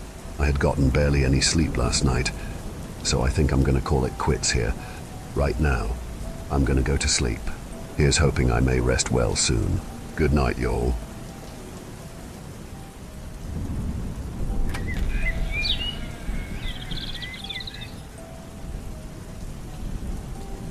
Ethan Wilder was weird. I can't think of any other way to describe him. He was friendly enough and usually kept to himself, but he didn't say much, and when he did, it was the weirdest shit ever. So, I didn't talk to Ethan often. He used a whiteboard to communicate, which could get tedious, especially when he took forever to respond. Yesterday, I was shopping with my mom, and we ran into my English teacher, who, for some reason, dumped Ethan Wilder's books into my arms. Apparently, Ethan missed summer school, so Mrs. Kane was on the warpath. She didn't want to visit him directly, and my mother, of course, piped up with, "Oh, yes, Luke would love to help out." I did say, "No, I'm good." But both my mother and my teacher collectively agreed that I was doing this, and I had zero choice. It's worth noting that I've already graduated. Ethan was repeating a year, and since I was no longer a student, as well as a fully grown adult, I didn't have to follow my teacher's orders. However, being in the midst of two middle-aged women, with one being my mother, put me at a disadvantage. When I pulled a face, Mom called me adorable and tugged my cheeks, which made me want to crawl into a hole. Mrs. Kane dumped an entire semester's worth of workbooks into my arms and then gave me his home address. It's the middle of summer, and the sun was baking the back of my neck. I had to walk to Ethan Wilder's place with zero choice. I didn't even get a fucking reward. You'd think I'd get cash, but no. According to my mother, it was just a gesture of goodwill. I don't have a car, and maybe it was my fault for not asking my teacher for a ride. But by the time I reached Ethan's house, I was 2 steps from throwing up. I had to gather myself on the doorstep. I was soaked through with sweat, and my head felt like it was going to explode. Ethan's place was not what I expected, a regular suburban household with a white picket fence. Maybe I was just being a judgmental asshole, but Ethan didn't strike me as a Brady Bunch type of son. I definitely had a mental image of where he lived, and this was not it. I think Jake, a guy in my class, once said Ethan lived in the trailer park. I guess I believed him. Knocking 3 times on the Wilder family's door, I just wanted to get it over with.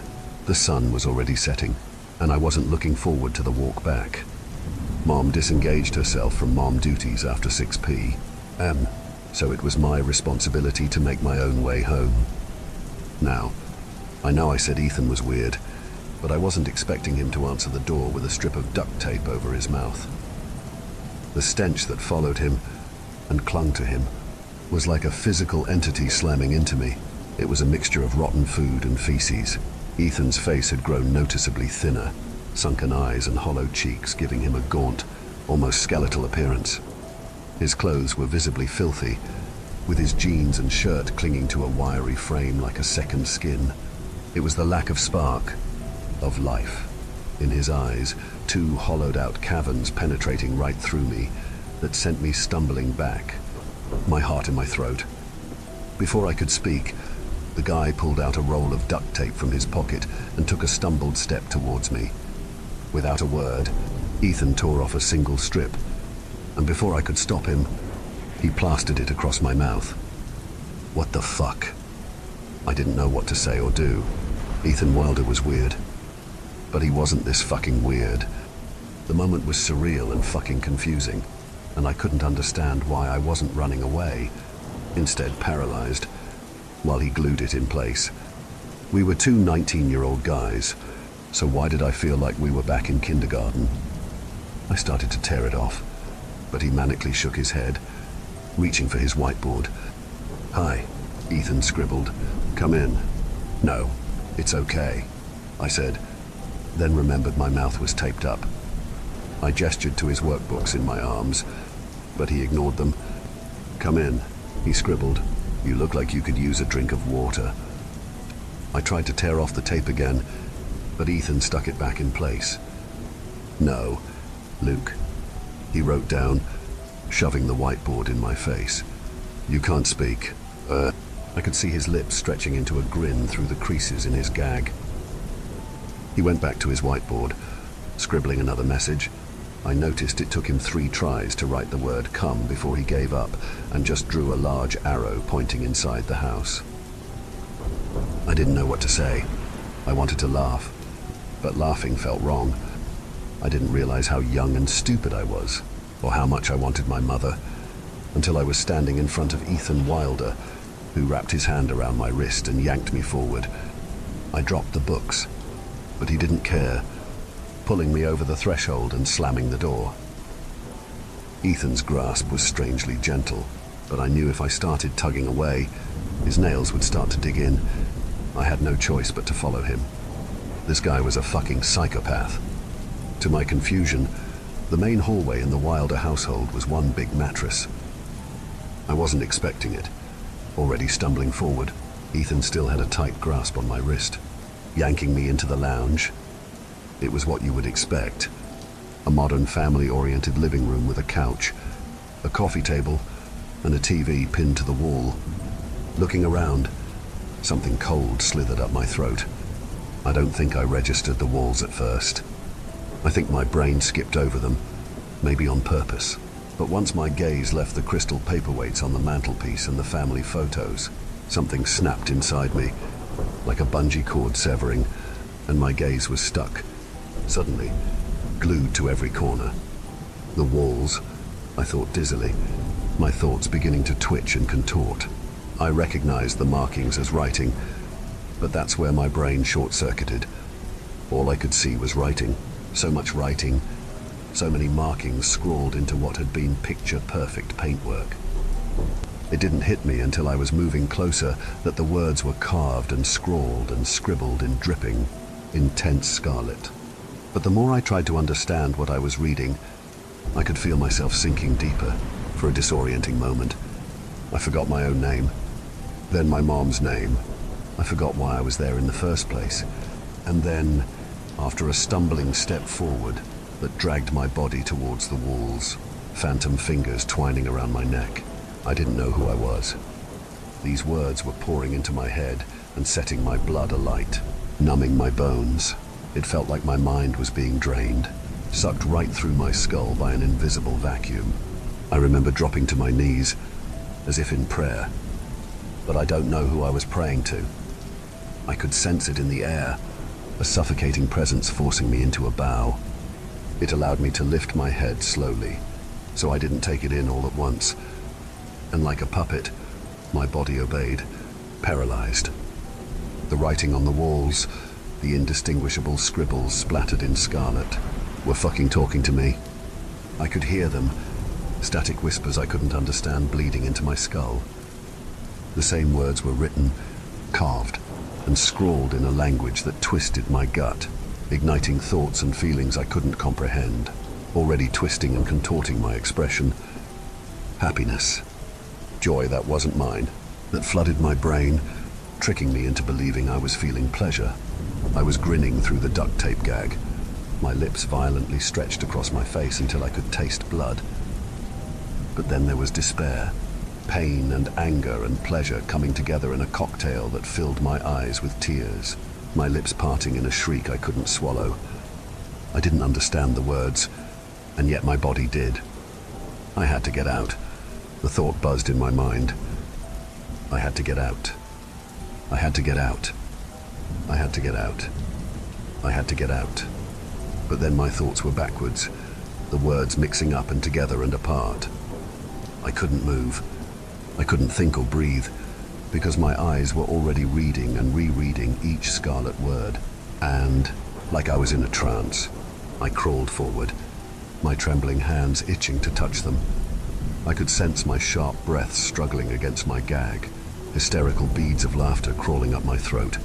I reached out with trembling hands, pressing the palms of my hands against the writing, carving my fingernails into each indentation.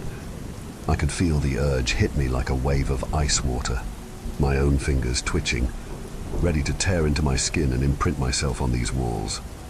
It was the only way I was going to give back, the only way I could pledge myself to these words. Ethan grasped my hand, pulling me to my feet, and my head spun, my identity crashing back into me. Blinking rapidly, I shuffled back, swallowing bouts of barf filling my mouth. It wasn't words that were carved into every wall in Ethan Wilder's living room. It was something else, a language, a thing that made me want to scream and claw my hair out, rip the flesh of my bones.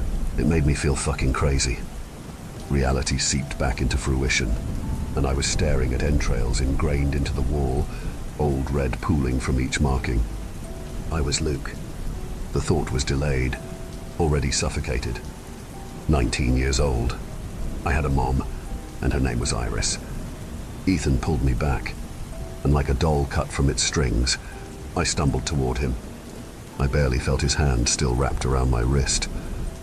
Sorry. I couldn't register what he was writing for a moment, before clarity hit. The stink was worse, hanging stagnant in the air, and I had already clawed into my own arm, a single line of red drawn across my skin. I could barely feel the sting. It felt alien to me, like it wasn't attached to my body. Ethan prodded his board, and his writing contorted into shape, actual English. That was my parents. They made a mess. I nodded slowly, dazedly. I could still feel it, the sensation of drowning wrapped around me, suffocating my senses, slimy phantom hands covering my eyes and snaking into my mouth. When Ethan twisted around and skipped upstairs, taking the steps 2 at a time, I followed. Like something bound us together. I was half aware of my mind screaming at me to run. But the rest of me, polluted thoughts and contorted words, wanted to go further into the Wilder house. I started up the staircase, one by one. The walls upstairs were covered in writing too. Get out! Save my baby. God. Save my baby. Save my baby. Save my baby. I could see the writer's slow descent into insanity through every warning. When I reached the top, I stepped on something that squelched through my toes. I didn't remember taking off my shoes and socks. When my gaze found the floor, I was standing in something writhing, a slimy red substance pooling across the cream carpet.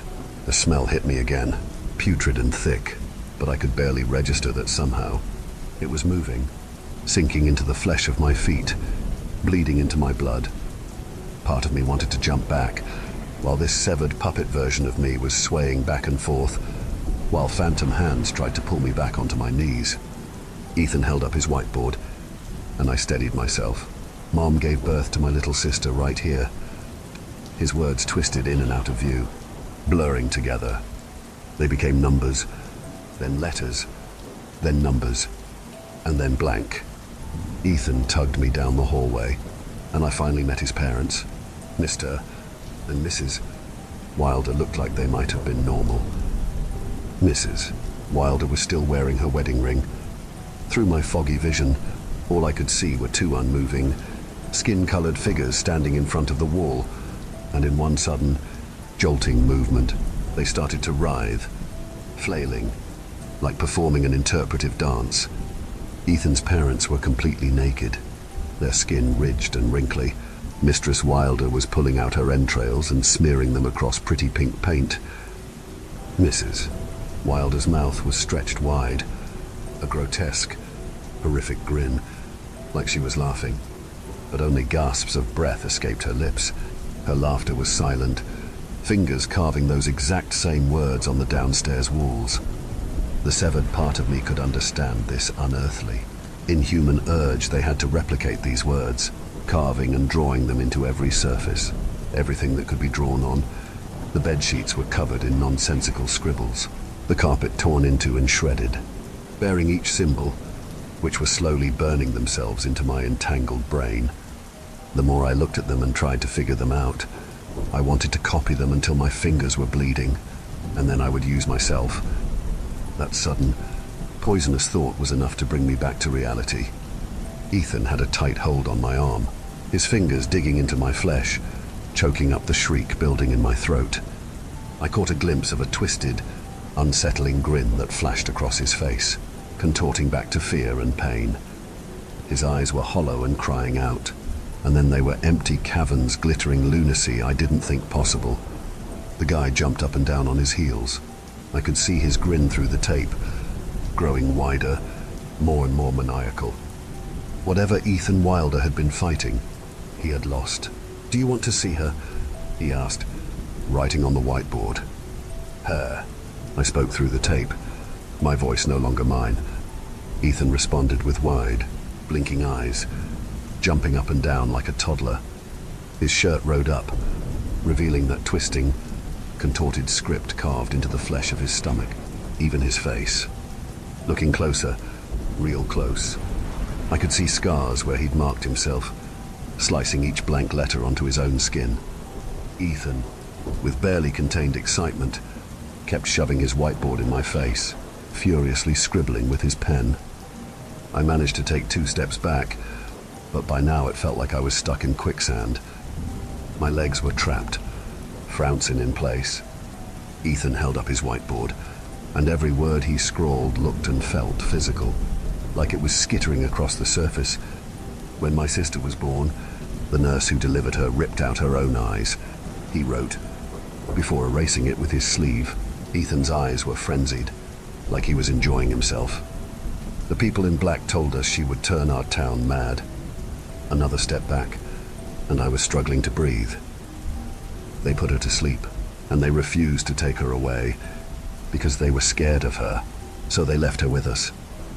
Ethan held up his whiteboard, hiding behind it. "The wall sickness took Mom and Dad. It made them want to wake up my little sister." He erased that and continued scribbling. "I was scared of her and what it did to my parents.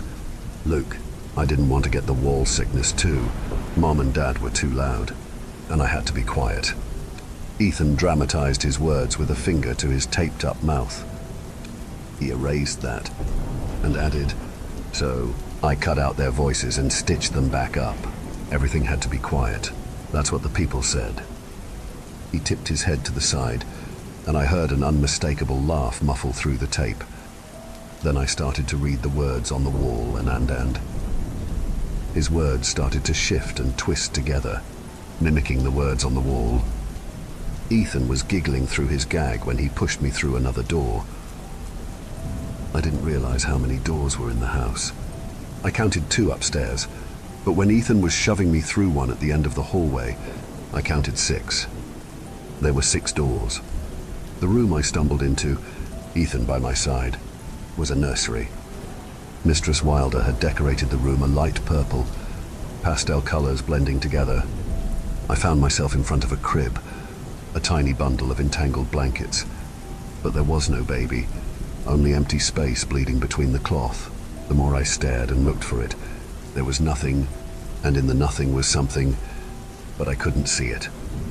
I choked on my own hysterical shriek of laughter.